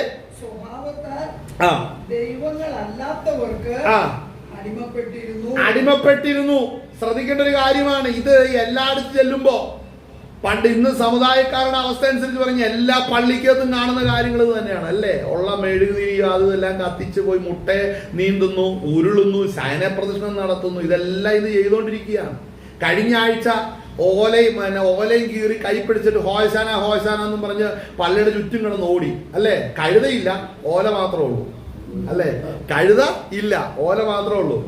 ഓല പിടിക്കുന്നവൻ ആരോ ആണ് അല്ലേ? ഏതായാലും ഓല മാത്രമേ കയ്യിലുള്ളൂ. ഇതും കൊണ്ടാണ് പള്ളിയുടെ ചുറ്റും പോകുന്നത്. ഒരാഴ്ച കഴിഞ്ഞ് ഇന്ന് രാവിലെ നേരം വെളുത്ത് 4 മണിയായപ്പോഴത്തേനും അവിടുന്ന് ഇവിടുന്നൊക്കെ കതിനാവടി പൊട്ടുന്നു കേട്ട് എന്നാ കർത്താവ് ഉയർത്തും. ഹല്ലേലൂയ. അല്ലേ? 1 വർഷം കഴിയുമ്പോ ഇതേ സമയത്ത് വീണ്ടും കതിനാവടി പൊട്ടും. അത് കഴിഞ്ഞ് വീണ്ടും 1 വർഷം കഴിയുമ്പോ വീണ്ടും കതിനാവടി പൊട്ടും. ഈ കതിനാവടികൾ പൊട്ടുന്നതിന്റെ ഇടയില്ല ഒരു കാഹളം ഒരുക്കും. അവിടെയാണ് ഒരുക്കപ്പെട്ടവൻ എടുക്കപ്പെടാൻ പോകുന്നത്. അത് കഴിയുമ്പോ ഇവിടെ കതിനാവടി പൊട്ടിക്കൊണ്ടിരിക്കും. അതിന്റെ കൊതുകത്ത് പിന്നെ കർത്താവ് ഒട്ടിക്കാൻ തുടങ്ങും. ഹല്ലേലൂയ. കർത്താവിന്റെ അവകാശമൊന്നും പിന്നെ ഭൂമിയിലില്ല. കതിനാവടി വെട്ടുന്നവനും ബീഫും അപ്പവും നിന്ന് കള്ളും കുടിച്ച് കിടന്ന് ഉറങ്ങുന്നവനൊക്കെ തിരിച്ചറിഞ്ഞോണം, നിന്നെ അറിയുന്ന ഒരുവനുണ്ട്. ആമേൻ. വായിച്ചേ അടുത്തത്. സ്വഭാവത്താൽ ദൈവങ്ങളല്ലാത്തവർക്ക്. ഇന്ന് മിക്കതും മദ്യപാനമാണ്. മിക്ക വീട്ടിലും കള്ളുകൂടിയാണ് നടന്നുകൊണ്ടിരിക്കുന്നത് അല്ലേ? കള്ളുകൂടി, ഇറച്ചി തീറ്റ കള്ളുകൂടി, ഇറച്ചി തീറ്റ കള്ളുകൂടി അല്ലേ? പേര് ക്രിസ്ത്യാനി. ഹല്ലേലൂയ. കർത്താവിനെ അനുഗമിക്കുന്നവർക്ക് ക്രിസ്ത്യാനികൾ എന്ന് പേര് വന്നു അന്ത്യോക്യയിൽ വെച്ച് അല്ലേ? ക്രിസ്തുവിനെ അനുഗമിക്കണമെന്നേ. സ്വഭാവത്തെ ദൈവങ്ങളല്ലാത്തതിന്റെ ഒക്കെ മുമ്പേ പോയി കുത്തിയിരുന്നിട്ട് ദൈവമാണെന്നും പറഞ്ഞുകൊണ്ട് നിൽക്കരുത്. ഹല്ലേലൂയ. ഒക്കെയുള്ള വിഗ്രഹങ്ങളെല്ലാം നിരത്തി വെച്ച് അല്ലേ? അപ്പോസ്തലന്മാരുടെ എല്ലാം പേര് പറഞ്ഞു ഓരോ വിഗ്രഹം, മാതാവിന്റെ പേരെന്ന് പറഞ്ഞ വിഗ്രഹം, ഈ വിഗ്രഹങ്ങളെല്ലാം നിരത്തി വെക്കുന്ന സ്വഭാവത്താൽ ഇവയൊന്നും ദൈവമല്ലെന്നേ. അപ്പൊ ചോദിക്കും ഞങ്ങളുടെ കാര്യം നടക്കുന്നെങ്ങനെ? നടത്തി തരുന്ന വേറെ ടീമുകൾ വേറെ കിടപ്പുണ്ട്. അവർക്ക് പേര് അഡ്രസ്സൊന്നും വേണ്ട. നീ വിളിച്ചാ മതി. ഒരു രൂപത്തിന് മുമ്പിൽ പോയി കുനിയുമ്പോ എന്നാ മകനെ വേണ്ടെന്ന് പറഞ്ഞ് വന്ന് നിൽക്കും. നീ വിചാരിക്കും നീ ചോദിച്ചതെല്ലാം കിട്ടിയത് കൊണ്ട് നീ ദൈവത്തിന്റെ വൈതലാണോ, ക്രിസ്ത്യാനിയാണോ, രക്ഷിക്കപ്പെട്ടവരാണോ? ഒന്നുമല്ല. നിനക്ക് കാര്യം സാധിപ്പിച്ചു തരുന്ന ഒരുത്തവൻ ഇന്നേക്ക് 2000 വർഷം മുമ്പ് യോർദാനിൽ നിന്ന് പോയവന്റെ കൂടെ കൂടി 40 ദിവസം, 40ാമത്തെ ദിവസം വന്നപ്പോ പറഞ്ഞു ഈ കല്ലൊന്ന് അപ്പമായി തീരാൻ പറയത്തില്ലേ? നീ എന്തിനാ വിശന്ന് കിടക്കുന്നേ? അവൻ അപ്പമാക്കി കൊടുത്തില്ല, പണി കർത്താവിന് കൊടുത്തു. നീ അപ്പോ ആക്ക്. ഇവന് ഇത്ര സ്നേഹമുള്ള നീ അപ്പമാക്കി കൊണ്ടുവന്നാ പോരായിരുന്നോ? അത് പറ്റത്തില്ല. കാര്യം അവനൊരു ഉദ്ദേശമുണ്ട്. എന്താണെന്നറിയാവോ? അവൻ ആരെ പരീക്ഷിക്കുന്നു? അവർ ദൈവരാജ്യത്തിൽ നിന്ന് അന്യമാണ്. ഹല്ലേലൂയ. പിശാചെല്ലാം കൊടുക്കൂന്നേ. പണം കൊടുക്കൂലേ? കൊടുക്കും. പദവി കൊടുക്കൂലേ? കൊടുക്കും. ഉയർച്ച കൊടുക്കൂലേ? കൊടുക്കും. എന്താ നിനക്ക് വേണ്ട അതെല്ലാം പിശാച് കൊടുക്കും. കർത്താവായ യേശു ക്രിസ്തു ലോകത്തിലേക്ക് വന്നത് നിന്നെ പണക്കാരനാക്കാനല്ല. കർത്താവ് യേശു ക്രിസ്തു ലോകത്തിലേക്ക് വന്നത് നിനക്ക് ഏറ്റവും വിലയുള്ള ഒരു സെറ്റപ്പ് എന്തെങ്കിലും ഉണ്ടാക്കി തരാനല്ല, നിന്നെ ദൈവ രാജ്യത്തിൽ കൊണ്ടുപോകുവാനാണ് യേശു ക്രിസ്തു വന്നത്. അപ്പൊ ഈ ലോകത്തിലെ കാര്യമോ? കർത്താവിന് ഇവിടെ വല്ലതും ഉണ്ടായിരുന്നോ? കർത്താവിനിവിടെ വല്ലതും ഉണ്ടായിരുന്നോ? കർത്താവിന്റെ പേരിൽ സമ്പാദിച്ച 30 വെള്ളിക്കാശ് കൊണ്ട് ഒരുത്തം പോയി സ്ഥലം മേടിച്ചു. ഉദ്ഘാടന ദിവസം, പാലുകാച്ചലിന്റെ ദിവസം അവരതിന്റെ നടുവിൽ തൂങ്ങിച്ചത്തു. മനസ്സിലായി? പാലുകാച്ചല് തൂങ്ങിച്ചാകൽ ഒരു ദിവസമായിരുന്നു. അതുപോലെ ഐശ്വര്യമുള്ള ഒരു ഭൂമി, ഐശ്വര്യമുള്ള ഒരു ഭൂമിയായിരുന്നു ആ കുശവന്റെ നിലം. അക്ഷരധാമ അല്ലെ? രക്തനിലം. മനസ്സിലാക്കണമേ, ഈ ഭൂമിയുടെ മീതെ അനേക രക്തങ്ങൾ ഒഴുകിയിട്ടുണ്ട് കേട്ടോ. അനേക രക്തങ്ങൾ ഒഴുകിയിട്ടുണ്ട്. മനസ്സിലാക്കണം, ഇവിടെ നമുക്ക് ഇടവില്ല. ദൈവ പൈതലിന് ഇടവില്ല ഈ ഭൂമിയിൽ. നമ്മുടെ രാജ്യം സ്വർഗത്തിലാണ്, നിത്യരാജ്യമാണ് നൽകുവാൻ പോകുന്നത്. അവിടെ ചെല്ലും. Hallelujah, hallelujah, hallelujah. അതുകൊണ്ട് മനസ്സിലാക്കി, ക്രിസ്ത്യാനി ആരാണ്? ദൈവത്തിന്റെ ആത്മാവിൽ നടത്തപ്പെടുന്നവനാണ് ക്രിസ്ത്യാനി. പരിശുദ്ധാത്മാവ് ആരുടെ ഹൃദയത്തിൽ ഇരിക്കുന്നു അവനാണ് ക്രിസ്ത്യാനി. അവൻ മദ്യപിക്കത്തില്ല, വിഗ്രഹങ്ങളുടെ മുമ്പിൽ പോകത്തില്ല, അനാവശ്യമായ വഴിയിൽ ചെല്ലത്തില്ല. മനസ്സിലാകുന്നുണ്ടോ? അവന്റെ പരിശുദ്ധാത്മാവിൽ ദൈവത്തെ ആരാധിക്കും, വിശുദ്ധിയിലും വേർപാടിലും ഒരുങ്ങിയിരിക്കും. ലോകമല്ല അവന്റെ വിഷയം, ദൈവരാജ്യമാണ് അവന്റെ വിഷയം. അവന് ജീവനത്തിന് വേണ്ടതെല്ലാം കർത്താവ് ഒരു ഉണ്മാൻ ഉടുപ്പാനുള്ളത് വയ്ക്കും. അതിൽ അവൻ തൃപ്തിപ്പെടും. അവനാണ് ക്രിസ്ത്യാനി. ഹല്ലേലൂയ. ആ വാക്യവും നമുക്കൊന്നും കൂടെ വായിക്കാം. ഇന്ന് നല്ലൊരു ദിവസമാണ്. ഹല്ലേലൂയ. അവിടെ വായിക്കുന്നത് 6-ാം വാക്യം 4:6. നിങ്ങൾ മക്കൾ ആകൊണ്ട്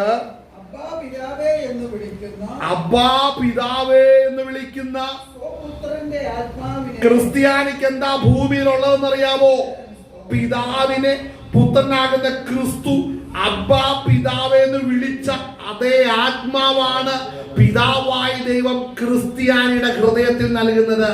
വിഗ്രഹാരാധനയുടെ കീഴിലല്ല, സ്വന്തം വിഗ്രഹങ്ങളെ സേവിക്കുന്നവന്റെ ഹൃദയത്തിലല്ല, മദ്യപാനിയുടെ ഹൃദയത്തിലല്ല, ദുർനടപ്പുകാരുടെ ഹൃദയത്തിലല്ല, വേദികാരിയുടെ ജീവിതത്തിലല്ല.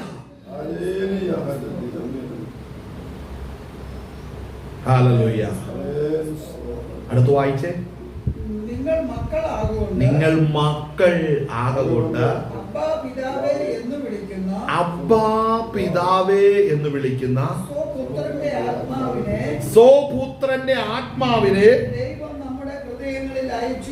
ദൈവം നമ്മുടെ ഹൃദയങ്ങളിൽ അയച്ചു.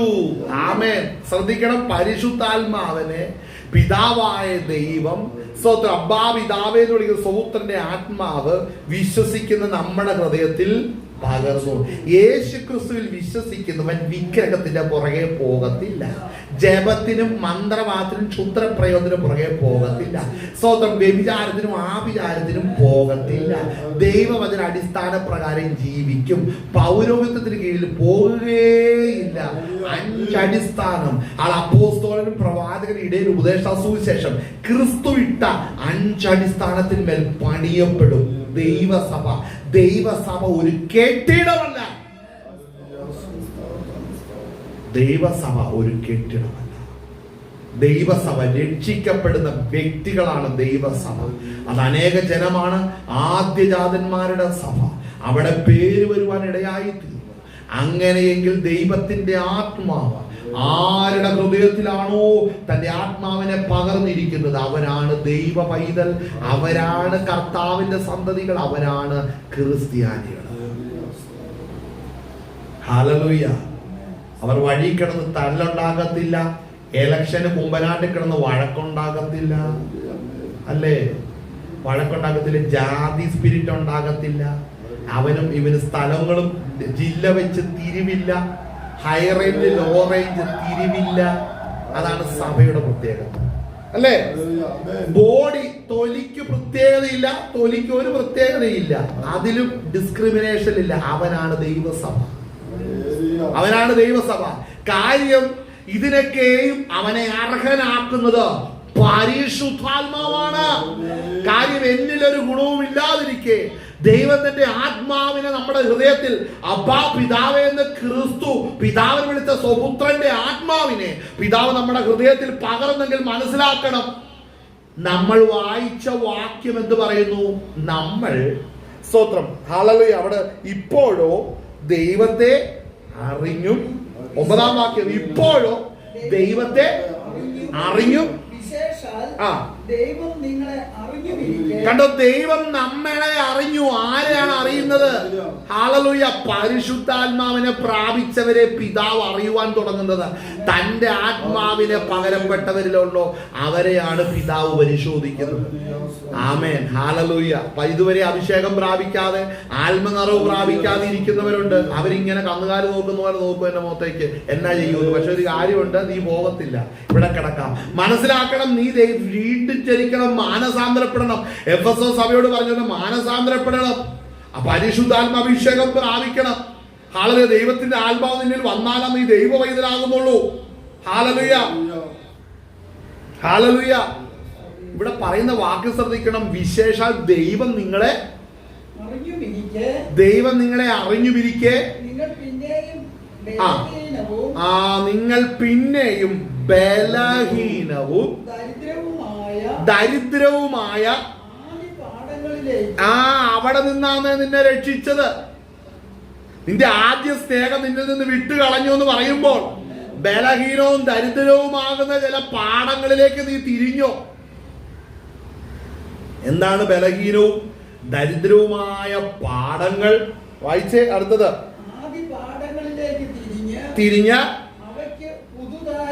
അടിമപ്പെടുവാൻ ഇച്ഛിക്കുന്നത് എങ്ങനെ? കാരണം എന്നെ അഭിഷേകം പ്രാപിച്ചിട്ട് നീ ഇന്ന് ആ കൃപയിൽ നിന്ന് വിട്ടുമാറി ഏത് തെറ്റ് എന്ന് നീ ആരംഭത്തിൽ അറിഞ്ഞിരിക്കുന്ന നീ ഇപ്പോൾ ആ മതില് പോയി പൊളിക്കാൻ ചെല്ലുക എന്ന് ചെയ്യുന്നത് മനസ്സിലാകുന്നുണ്ടോ? ഹല്ലേലൂയ. ഇന്ന് കുറെ പേര് മതില് പൊളിച്ചിട്ട് ഹല്ലേലൂയ അഭിഷേകമൊക്കെ പ്രാപിച്ചവരായിരുന്നു. അങ്ങനെയുള്ള ചിലര് മതില് പൊളിക്കാൻ പോയവരെ എനിക്കറിയാം. പെന്തക്കോസിൽ തന്നെ വീണ്ടും ഇന്ന് ഉയർപ്പും ഈസ്റ്ററും ആഘോഷിച്ചിട്ടിരിക്കുന്ന മഹാന്മാരുണ്ട്. ഹല്ലേലൂയ. 5 വയസ്സിന്റെ ഗുണവും ഇല്ല, കൃപയും ഇല്ല, ആത്മാവും ഇല്ല. അങ്ങനെ പോകുന്ന കുറെ പേരുണ്ട്. ഈ ലോകവും ഇല്ല, നിത്യതയില്ല. ഹല്ലേലൂയ. ഇന്ന് എനിക്കറിയാം, ഇന്ന് പ്രത്യേകത വല്ലതും ഉണ്ടോ? ഇന്ന് ചിലർക്ക് ഈസ്റ്റർ സൺഡേ എന്ന് തന്നെ പേര് കൊടുത്ത് ആരാധിച്ചില്ലെങ്കിൽ നിനക്ക് ആരാധന വെളിപ്പെടില്ലെങ്കിൽ മനസ്സിലാക്കിക്കോണം. ഇതാണ് എഴുതി വെച്ചിരിക്കുന്ന വാക്യം. എന്താണ് എഴുതി വെച്ചിരിക്കുന്നത്? എന്താണ് എഴുതി വെച്ചിരിക്കുന്നത്?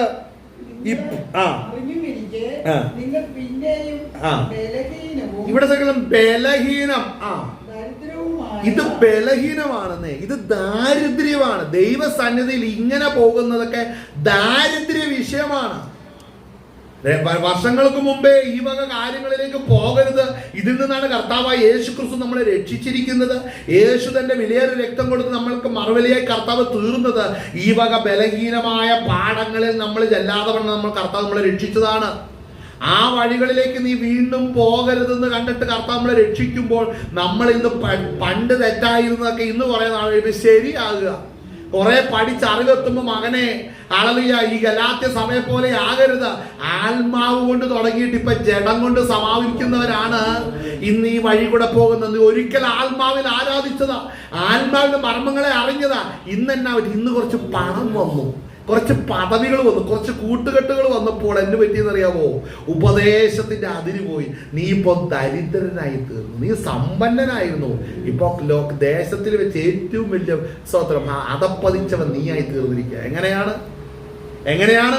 ഉപദേശത്തിന്റെ അതിര് കടന്നാൽ മകനെ നീ ദരിദ്രനായി തീരുകയാ, നീ കുരുടനായി തീരുകയാ, നീ ചെകിടനായി തീർന്നുകയാ. എന്താണ് സംഭവിക്കുന്നത്? ഉപദേശത്തിന്റെ അതിര് കടന്നു പോകുമ്പോൾ ആ വാക്ക് ശ്രദ്ധിക്കണം. ആദ്യ പാഠങ്ങൾ ഏതൊക്കെയാണ്? ദരിദ്രവും ബലഹീനവും ദരിദ്രവുമായ ആദ്യ പാഠങ്ങളിലേക്ക് തിരിഞ്ഞ് അവയ്ക്ക് പുതുതായി ഇതുവരെ ഇല്ലായിരുന്നു. ഈ വർഷം മുതൽ നമുക്ക് ഈസ്റ്റർ സൺഡേ ഒന്ന് ആഘോഷിച്ചേക്കാം, നമുക്ക് ഉയർപ്പൊന്ന് ആഘോഷിച്ചേക്കാം, നമുക്ക് സ്തോത്രം ഹല്ലേലൂയ അവന്റെ കഷ്ടാനുഭവം ഒന്ന് ആഘോഷിച്ചേക്കാം. ഇതുവരെ ഇല്ല, പുതുതായിട്ട്. അതിന് അയ്യോ അത് തെറ്റല്ലേ? ഞാൻ വചനമൊക്കെ പഠിച്ചു വന്നപ്പോൾ എൻ്റെ കൈ സർട്ടിഫിക്കറ്റ് സ്ക്രിപ്റ്റ് നമ്മളതിന്റെ ഡീറ്റെയിൽ ആയിട്ട് നോക്കുമ്പോൾ അങ്ങനെ ദിവസങ്ങൾക്ക് പ്രത്യേകത ഒന്നുമില്ല. അതുകൊണ്ട് നമ്മുടെ കൃപ നഷ്ടപ്പെടത്തിന്, അതായത് നിന്നെ ദൈവം വെച്ച വ്യവസ്ഥകളെ ലഘൂകരിക്കുവാൻ തക്കവണ്ണം നിന്റെ മനസ്സ് സജ്ജമായി. നീ ചെയ്ത പാവം എന്നാന്നറിയാവോ? ഈ ആദ്യ സ്നേഹം എന്ന് പറഞ്ഞാൽ എന്നാന്നറിയാവോ? കർത്താവ് ആരംഭത്തിൽ നിന്നോട് നോ പറഞ്ഞതൊക്കെ നിനക്ക് കാലങ്ങൾ കഴിഞ്ഞപ്പോൾ സാരമില്ലെന്നായി. അതെന്നാ കാരണം? ആ ദിവസത്തിൽ എല്ലാവരും വീട്ടിൽ അടച്ചുപൂട്ടിരിക്കും. ഞാൻ എങ്ങനെയാന്ന് സ്വന്തമായിട്ട് നടക്കുന്നത്, എനിക്ക് പറ്റുന്ന അവരെ കാണുമ്പോൾ കാര്യം എന്നാ? നിന്നിൽ നിന്ന് കൃപ പോയതിന്റെ അടയാളമാണ്, അഭിഷേകം നഷ്ടപ്പെട്ടതിന്റെ അടയാളമാണ്. ലോകര് പോകുന്ന വഴിയിലെല്ലാം നീ പോകാൻ നിന്നെ ഹൃദയത്തിൽ വെമ്പൽ കൊള്ളുന്നുണ്ടെങ്കിൽ നിന്നെ പരിശുദ്ധാത്മാവ് വിട്ടുപോയി, നീ അറിഞ്ഞിട്ടില്ല. നീ ശിംശോന്റെ കൊച്ചുമകനായിട്ട് ഇവിടെ കിടന്നുകൊണ്ട് ആടി കളിക്കുകയാണ്. സംഭവം നിന്നിൽ നിന്ന് കൃപ പോയിട്ട് നാളുകളായി. വായിച്ചേ. പിന്നെയും ബലഹീനവും തിരിഞ്ഞ എങ്ങനെ? ഇങ്ങനെ ചോദിക്കുക. എങ്ങനെയെന്ന് പൗലോസ് ചോദിക്കുക. നമുക്ക് മനസ്സിലായില്ല പറഞ്ഞത്. അടുത്ത വാക്യം മനസ്സിലാവും. വായിച്ച നിങ്ങൾ ദിവസങ്ങളും മാസങ്ങളും കാലങ്ങളും ആണ്ടുകളും പ്രമാണിക്കുന്നപ്പോൾ രക്ഷിക്കപ്പെട്ടവനിൽ ഈ പറയുന്ന ഒരു കാര്യം വരാൻ പാടില്ല. മനസ്സിലാകുന്നു? ഈ പറഞ്ഞ ഒരു കാര്യങ്ങളും വരുവാൻ പാടില്ല. അങ്ങനെ വന്നാൽ നീ വീണ്ടും ബലഹീനവും ദരിദ്രവുമായ ആദ്യ പാഠങ്ങളിലേക്ക് പോകുകയാണ്. അതിനുവേണ്ടി നീ പുതുതായിട്ട് അടിമപ്പെടുകയാണ്. എന്താ നീ ചെയ്യുന്ന കാര്യം? പണ്ട് എനിക്കിത് തെറ്റായിരുന്നു എന്ന് വചനത്തിൽ നിന്ന് പഠിച്ചു. വർഷങ്ങൾ കഴിഞ്ഞപ്പോൾ അന്ന് തെറ്റായിരുന്നു ശരിയായത് എങ്ങനെയാ?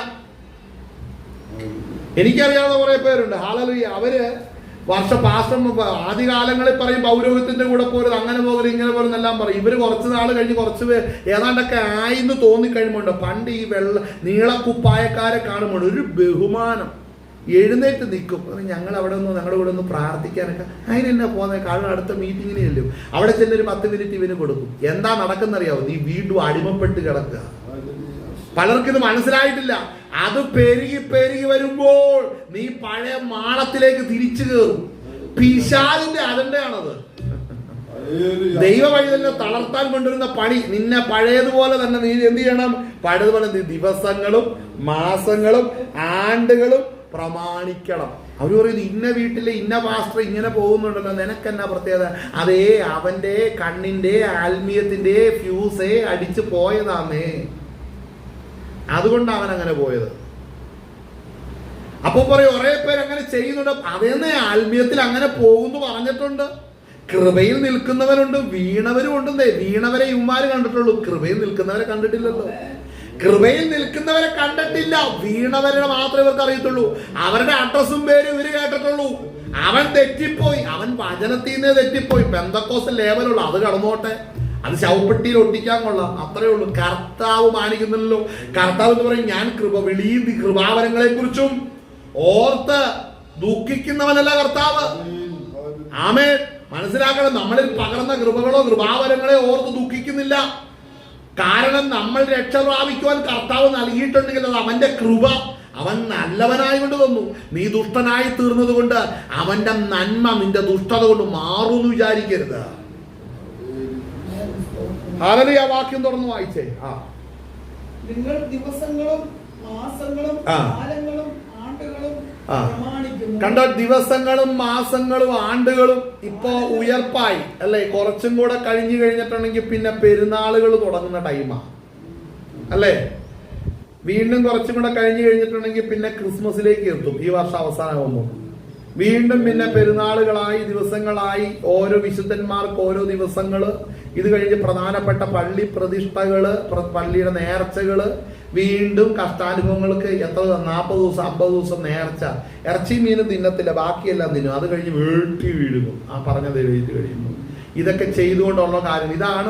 ഒരു വർഷം മുഴുവനും അവർ സിസ്റ്റമാറ്റിക് ആയിട്ടായിരിക്കും. ഇതിന്റെ കൂടെ ഗവൺമെന്റിന്റെ ഔദാര്യത്തിന് ജോലിയും കൂടെ ഉണ്ട്. പിന്നെ എല്ലാം കുശാലായി ശവപ്പെട്ടി വാങ്ങിച്ചു വെച്ചാൽ അല്ലേ?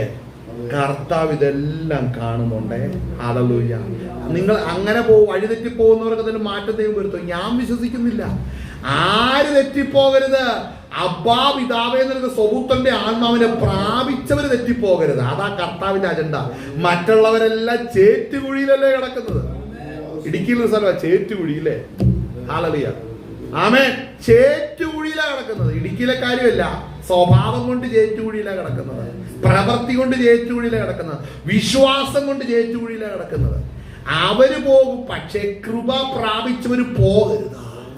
ഹല്ലേലൂയ. അപ്പോൾ നമ്മെ കർത്താവ് വളർത്തി കൊണ്ടുവരുമ്പോൾ ചിലത് അരുത് എന്ന് പരിശുദ്ധാത്മാവിനെ പഠിപ്പിച്ചാൽ നമ്മൾ എത്ര കാലം കഴിഞ്ഞാലും അത് അരുതെന്ന് തന്നെയാണ്. കുറച്ച് നാൾ കഴിയുമ്പോൾ ക്രിസ്മസ് ആഘോഷിക്കാനും ഈസ്റ്റർ ആഘോഷിക്കുവാനും ഒക്കെ പോകുന്നുണ്ട്. ഞാൻ ഇന്ന് പകർന്നൊരു കാര്യം പറയാം. ഞാൻ പഠിച്ചുകൊണ്ടിരുന്ന ബൈബിൾ കോളേജില് ഹല്ലേലൂയ ക്രിസ്മസ് ആകാറായപ്പോൾ ഞാൻ പറഞ്ഞു നമുക്ക് ക്രിസ്മസ് ആഘോഷം ഇല്ല. എന്നാൽ ആന്ധ്രയിൽ നമ്മുടെ നാട്ടിൽ നിന്നൊക്കെ ഉമ്മാരൊക്കെ എന്നവന്മാരാന്ന് ഞാൻ ചിന്തിച്ചു പോയാൽ. ഇവരൊക്കെ പല പാസ്റ്റർമാരുടെ മക്കളുണ്ട്. അവിടേക്ക് ഇതെല്ലാം അലൗഡാണ്. അവിടെ ക്രിസ്മസും ഈസ്റ്ററും എല്ലാം ഉണ്ട്. അന്നെല്ലാം മീറ്റിംഗ് ഉണ്ട്, കേക്ക് മുറിയുണ്ട്. ഇവർക്ക് അറിയത്തില്ല ഇതിന്റെ പിന്നിലെ കാര്യം എന്നാന്ന്. എന്നിട്ട് അവിടെ സഹോദരം ഹല്ലേലൂയ ഞാൻ പറയാം, സഹോദരം ബൈബിൾ കോളേജ് വന്നപ്പോ ഞാൻ നോക്കിയപ്പോ കാണുന്ന കാര്യം എന്നാന്നറിയാവോ? ഒരു ഞായറാഴ്ച ക്രിസ്മസ് ആ വർഷം. അപ്പോ ഞാൻ പറഞ്ഞു നമുക്ക് ക്രിസ്മസ് പാടില്ല, നമ്മൾ ക്രിസ്മസ് ഇല്ല, നമ്മൾ പെന്തക്കോസ്തിന്റെ അനുഭവത്തിലാണ് ക്രിസ്മസ് കൊണ്ട്. വചനപ്രകാരം 1-ാം നൂറ്റാണ്ടിൽ ഒരിടത്തും ആര് ക്രിസ്മസോ കർത്താവിന്റെ ജനനമോ ആഘോഷിച്ചിട്ടില്ലെന്ന് പറഞ്ഞു. മലയാളികളായിട്ടുള്ള കുറെ പേര് എന്റെ കൂടെ നിന്ന് അത് ശരിയാണ്, അങ്ങനെ പാടില്ലെന്ന് പറഞ്ഞു. എന്നാൽ ബാക്കിയുള്ള സ്റ്റേറ്റുകളിൽ എല്ലാവരും കിടന്ന് പറഞ്ഞ് അവന്മാര് വേണേ പോകാൻ പറ എന്ന് പറഞ്ഞ് ഞങ്ങളെ കുറിച്ച് പറഞ്ഞിട്ട് അവരെല്ലാരും കൂടെ പോയി സഹോദരമേ എല്ലാം ഉള്ള ചിറ്റീന്നിന്റെ അതൊക്കെ വെട്ടിയെടുത്ത് ഓലയും അതെല്ലാം മെടഞ്ഞു കുത്തി വലിയ എല്ലാ അലങ്കാരം എല്ലാം കൂടെ വെച്ച് സത്യം പറഞ്ഞ ചാപ്പല് നിറച്ച് ക്രിസ്മസിന്റെ ആരാധനയ്ക്ക് വേണ്ടി ഉമ്മാർ ഒരുക്കി. അപ്പോ അവിടെ ചെന്നപ്പോ ഞായറാഴ്ച ഞാൻ പറഞ്ഞു ഇത് എന്നതാ. അപ്പൊ പറഞ്ഞു എല്ലാം ഉണ്ട്, പടമുണ്ട്, യേശുവിന്റെ പടം എന്നൊക്കെ പറയുന്നത് മറ്റേ ആളുടെ പടമൊക്കെ എതിർ ക്രിസ്തുവിന്റെ ഫോട്ടോ ഒക്കെ ഒട്ടിച്ചാണ് ഇവരിയ്ക്കുന്നത്. അപ്പൊ അങ്ങനെ ഫോട്ടോ ഒക്കെ ഒട്ടിച്ച് എല്ലാ കാര്യങ്ങളെല്ലാം അവിടെ ചാപ്പലിന്റെ അകത്ത് റെഡി ആക്കിയിട്ട് കേക്ക് മുറിക്കുന്നല്ലേ പറയും. അപ്പൊ ഞാൻ ചോദിച്ചത് എന്നാ. അപ്പോ ഞങ്ങളുടെ വാർഡൻ പറഞ്ഞു, വാർഡൻ ആന്ധ്രക്കാരനായിരുന്നു. അവൻ പറഞ്ഞു നിങ്ങളത് നോക്കണ്ട, നിങ്ങളത് നോക്കണ്ട, കണ്ണുണ്ടെങ്കിലും കാണുന്നില്ല, ചെവി ഉണ്ടെങ്കിലും കേൾക്കുന്നില്ല, വായുണ്ടെങ്കിലും സംസാരിക്കുന്നില്ല. വായുടെ മണക്കല്ല, വായുടെ സംസാരിക്കുന്നില്ല. അപ്പോ അങ്ങനെ ആകാനാണ് പലരും പറയുന്നത്. നമ്മൾ വിഗ്രഹങ്ങളെ പോലെ ഇരുന്നോണം. ഇന്ന് അനേക സഭകളുണ്ട് കേട്ടോ, ഇതുപോലെ കണ്ണുണ്ടെങ്കിലും കാണരുത്, ചെവി ഉണ്ടെങ്കിലും കേൾക്കരുത്, വായുണ്ടെങ്കിലും സംസാരിക്കരുതെന്ന് പറഞ്ഞ് കണിശമായി ശാസിക്കുന്ന പ്രസ്ഥാനങ്ങളുണ്ട്. ദൈവത്തിന്റെ ശാപത്തിന് ഒത്തതാണ്. എന്നാൽ ഞാൻ പറയട്ടെ, ആ പരിപാടി അന്ന് അവിടെ നടത്തി അതിന്റെ മുമ്പിൽ ചുക്കാൻ പിടിപ്പിച്ചവന്മാരെല്ലാം ഇപ്പോ ഈ തിരുവെഴുത്തെടുക്കാൻ ദൈവം സമ്മതിച്ചിട്ടില്ല. അവര് വേറെ പല പരിപാടിക്കൊക്കെ പോയി ജോലിയൊക്കെ ചെയ്ത് കുടുംബമൊക്കെ പോറ്റി മക്കളെയൊക്കെ വളർത്തി നല്ല മാതൃകയോടെ ജീവിക്കുന്നുണ്ട്. തിരുവെഴുത്തിന്റെ പുറകെ പിടിക്കാൻ പോലും ദൈവം സമ്മതിച്ചിട്ടില്ല. എന്തുകൊണ്ടാണ് ഈ തിരുവെഴുത്തെടുത്തുകൊണ്ട് അനേകര് കളിക്കുന്നത് പല വിധത്തിലാണ്. അനേകർക്ക് ഇതിന്റെ ഉപദേശം അറിയണ്ട, സത്യം അറിയണ്ട. ഈ വചനം ഒന്ന് വായിച്ചേ. യഹൂദന്മാരോട് പറയുകയാണ്, നിങ്ങൾ വീണ്ടും പെസഹ ആചരിക്കാനും ഹല്ലേലൂയ സ്തോത്രം ഹല്ലേലൂയ ബാക്കിയുള്ള കാര്യങ്ങൾ ആചരിക്കാൻ നിങ്ങൾ പോകരുത്. വീണ്ടും ഒരു വർഷത്തിൽ നിങ്ങൾക്ക് വീണ്ടും പെസഹയുടെ അനുഭവത്തിലേക്കാണ് നിങ്ങൾ പോകുന്നതെങ്കിൽ യേശുക്രിസ്തു നിങ്ങൾക്ക് വേണ്ടി ക്രൂശിക്കപ്പെട്ടത് വെറുതെ ആയിപ്പോയല്ലോ. പൗലോസിനറിയാന്റെ അനുഭവം എന്നാണ്. രക്ഷിക്കപ്പെട്ട സ്നാനപ്പെട്ട അഭിഷേകം പ്രാപിച്ച ഒരു വ്യക്തി ഒരു കാരണവശാലും ഈ വക യാതൊരു ആചാരങ്ങളിലേക്ക് പോകരുതെന്ന് ബൈബിളിൽ എഴുതിയിട്ടുണ്ട്. വായിച്ചേ. ഞാൻ നിങ്ങൾക്ക് വേണ്ടി അധ്വാനിച്ചത് വെറുതെയായി എന്ന് ഞാൻ ഭയപ്പെടുന്നു. സഹോദരന്മാരെ കേട്ടോ, അപ്പോൾ ഒരുവൻ കൃപയിൽ നിൽക്കുന്നതിന്റെ കാര്യം ഇവിടെ പറയുന്നത് അവരുടെ പൗലോസ് അപ്പോസ്തലന്റെ അധ്വാനമാണ്. ഈ പറയപ്പെടുന്ന കാലങ്ങളും ആണ്ടുകളും മാസങ്ങളും ദിവസങ്ങളും ആചരിക്കാതെ ദൈവകൃപയിൽ നിറഞ്ഞ് യേശുക്രിസ്തുവിന്റെ വരവിന് വേണ്ടി മാത്രം നോക്കിയിരിക്കണം. ഇതാണ് സഭയുടെ ഉദ്ദേശം. ഇതിന്റെ ഇടയിൽ വരുന്ന ഓരോ ആചാരങ്ങളും സഭ അനുശാസിക്കാൻ പാടില്ല, ബൈബിളിലില്ല. ഹല്ലേലൂയ. ഈ പറയുന്ന ക്രിസ്മസോ ഈസ്റ്ററോ ദുഃഖവെള്ളി ഈ പറയുന്ന യാതൊരു ആക്ടിവിറ്റീസിലേക്ക് പോകാൻ സഭയോട് പറഞ്ഞിട്ടില്ല. ഇത് മറ്റ് ബാബിലോണിയ ആചാരങ്ങൾ, ബാബിലോണിയ ദൈവങ്ങൾക്ക് സഭയ്ക്കകത്ത് ഇടം കൊടുക്കുവാൻ കോൺസ്റ്റന്റൈന്റെ കാലഘട്ടം മുതൽ സഭയ്ക്കകത്തേക്ക് കടന്നു വന്ന ഉപദേശങ്ങളാണ്. എല്ലാ വക മീനിനെയും പിടിച്ച് സഭയ്ക്കകത്ത് ഇരുത്തണമെന്നുണ്ടെങ്കിൽ ഓരോ മീനിനും പാമ്പിനും വേണ്ടുന്ന അതാത് ആഹാരം എവിടെ കാണണം? സഭയ്ക്കകത്ത് കാണണം. അങ്ങനെ ഓരോരുത്തരെ പോഷിപ്പിക്കാനുള്ള ആഹാരമായി തീർന്നു. അനേകരുടെ വിശ്വാസപ്രകാരം അപ്പോസ്തലന്മാർക്കെല്ലാം ഓരോ ദൈവത്തിന്റെ പേര്, ഓരോ ദൈവങ്ങളുടെ പേരിൽ ഓരോ അപ്പോസ്തലന്മാർ രംഗപ്രവേശനം ചെയ്തു. ഇതെല്ലാം സഭയെ ദൂഷിപ്പിക്കുവാൻ വന്നപ്പോഴും കൃപ പ്രാപിച്ച ദൈവവൈതല് അന്നും അതിൽ നിന്ന് ഒഴിഞ്ഞു നിന്നിരുന്നു എന്ന് വേണം മനസ്സിലാക്കുവാൻ. ഇന്ന് പകർന്നേരം മനസ്സിലാക്കണം. പൗലോസ് പറയുന്നു, ഞാൻ അധ്വാനിച്ചത് വെറുതെ ആയിപ്പോയോ? ഹല്ലേലൂയ. ഇന്നും ബർത്ത്ഡേ ആഘോഷിക്കുന്നവരുണ്ട്. എന്തിനാ? നിങ്ങൾ ജഡത്തിൽ ജനിച്ച ഒരു ദിവസത്തിന് പ്രാധാന്യം എന്താ? നിങ്ങൾ ആത്മാവിൽ വീണ്ടും ജനിച്ചിട്ടുണ്ടെങ്കിൽ ആദ്യ മനുഷ്യൻ സ്വന്തം നശിച്ചു പോകുന്ന ആദാമായി നിങ്ങൾ ഒടുക്കത്തെ ആദാമ് ക്രിസ്തുവാണ്. ക്രിസ്തുയേശുവിന്റെ കൂടെ ആദാമ്യ പാപത്തെ നമ്മൾ അടക്കി കഴിഞ്ഞു, പഴയ മനുഷ്യനെ അടക്കി കഴിഞ്ഞു. നീ ഇപ്പൊ പുതിയ സൃഷ്ടിയായി തീർന്നിരിക്കുക. പഴയ സൃഷ്ടിയുടെ ബർത്ത്ഡേയോ നീ എവിടുന്നാ പഠിച്ചത്? പഴയ മനുഷ്യനെ നീ ക്രിസ്തുവിനെ ധരിക്കുന്നതിന് മുമ്പ് പഴയ മനുഷ്യൻ സാത്താനെ ധരിച്ചിരുന്നു. ആ സാത്താന്റെ പ്രവൃത്തിയെ അനുസരിച്ച കാലഘട്ടങ്ങൾ, അതിന് ആരംഭം കുറിച്ച ദിവസത്തിന് ഇത്ര പ്രസക്തിയോ? അപ്പൊ ചോദിക്കും, അപ്പൊ ഒന്നും ആഘോഷിക്കണ്ടേ? നീ ആഘോഷം എന്തിനാന്ന് പറ.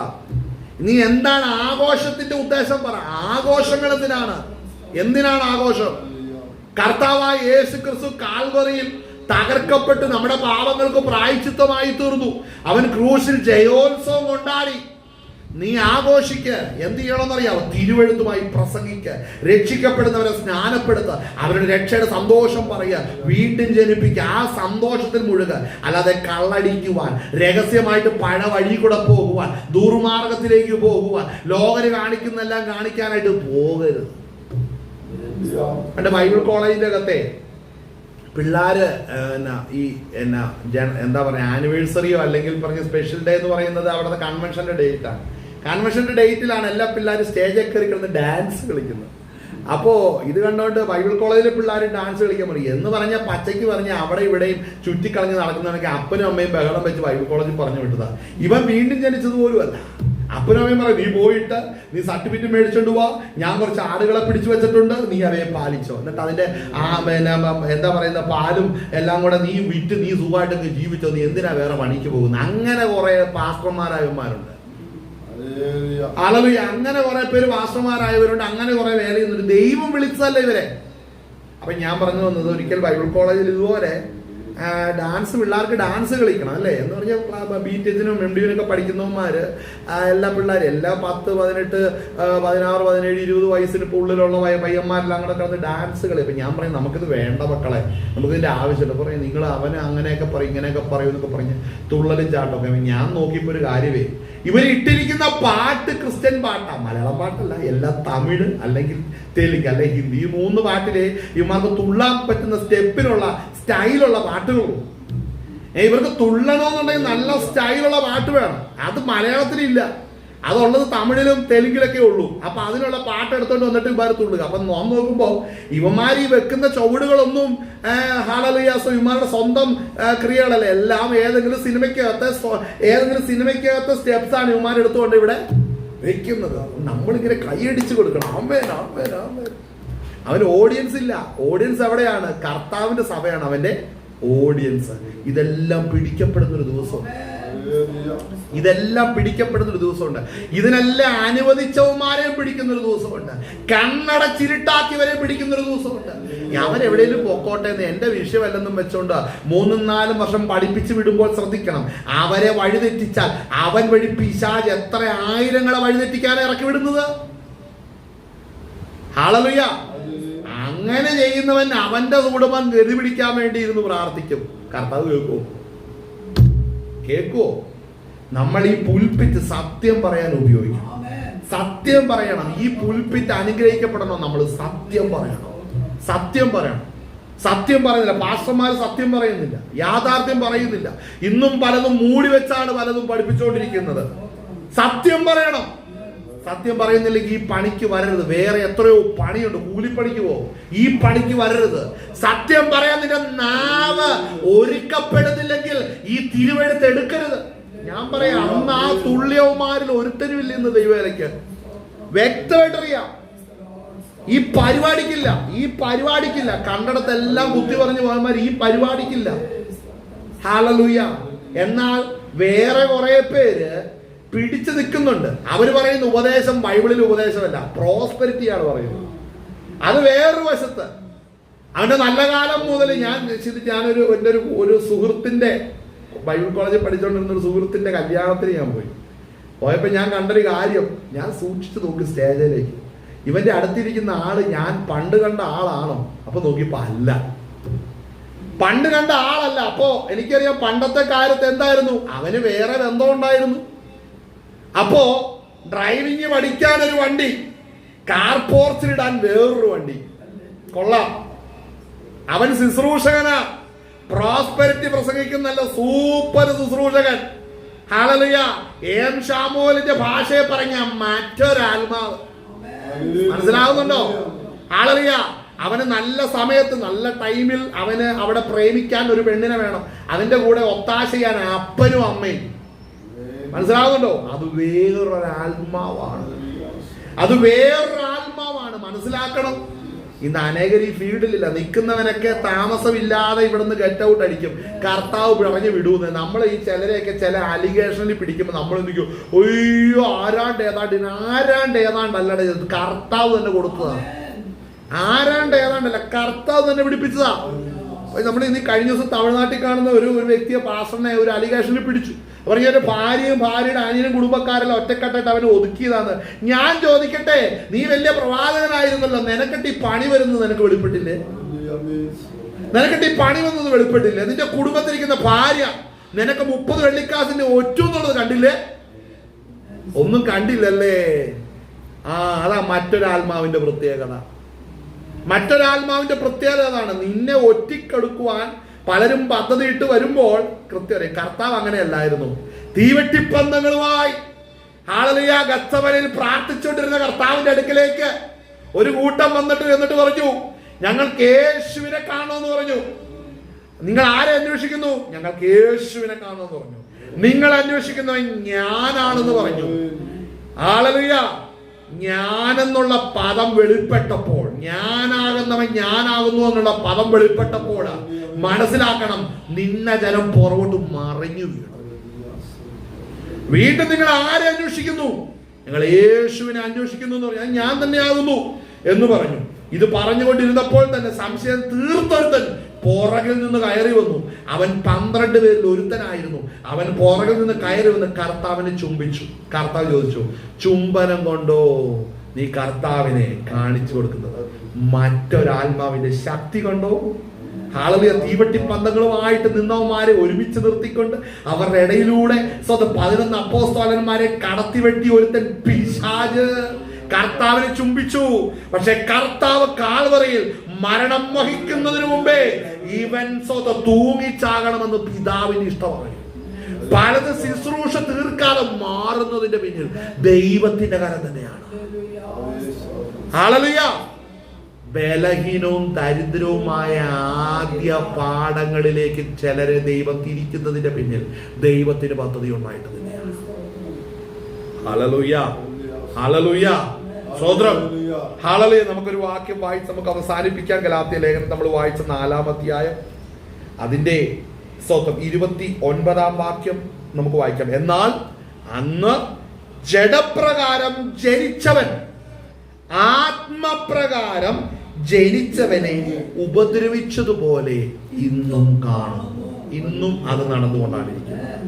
ആത്മപ്രകാരം ജനിച്ചവൻ, ആളല്ലേ, സ്വതന്ത്രയിൽ നിന്ന് ജനിച്ചവരാണ് നാം ഓരോരുത്തരും. ആത്മാവിൽ വീണ്ടും ജനിച്ചവരാണ് നാം ഓരോരുത്തരും. നമുക്ക് ശത്രുവായിരിക്കുന്നത് ജഡപ്രകാരം നടക്കുന്ന ഈശ്മായേലിനെ അവിടെ കാണിച്ചു. ഹല്ലേലൂയ. സ്തോത്രം. ഹല്ലേലൂയ. ഹാബേലിനെതിരെ നിന്ന കയീനെ അവിടെ കാണിച്ചു. അങ്ങനെ ജഡപ്രകാരം നിൽക്കുന്ന പോരാട്ടം ആത്മപ്രകാരം ജനിച്ചവൻ ഇന്നുമുണ്ട്. നമ്മൾ തിരിച്ചറിയണം. ഈ വചനങ്ങളാൽ സ്വർഗം നിങ്ങളെ ബലപ്പെടുത്തുമാറാകട്ടെ. നമുക്ക് ദൈവസേനയുടെ കണ്ണുകൾ അടയ്ക്കാം. കർത്താവിന്റെ കരം നമ്മളോടുകൂടെ ഇന്ന് പകൽ നേരം ഇരിക്കുമാറാകട്ടെ. നമുക്ക് ദൈവസേന സ്തോത്രത്തോടെ നമുക്ക് ആയിരിക്കാം. ആളുകൾ ഇന്ന് ഈ കേട്ട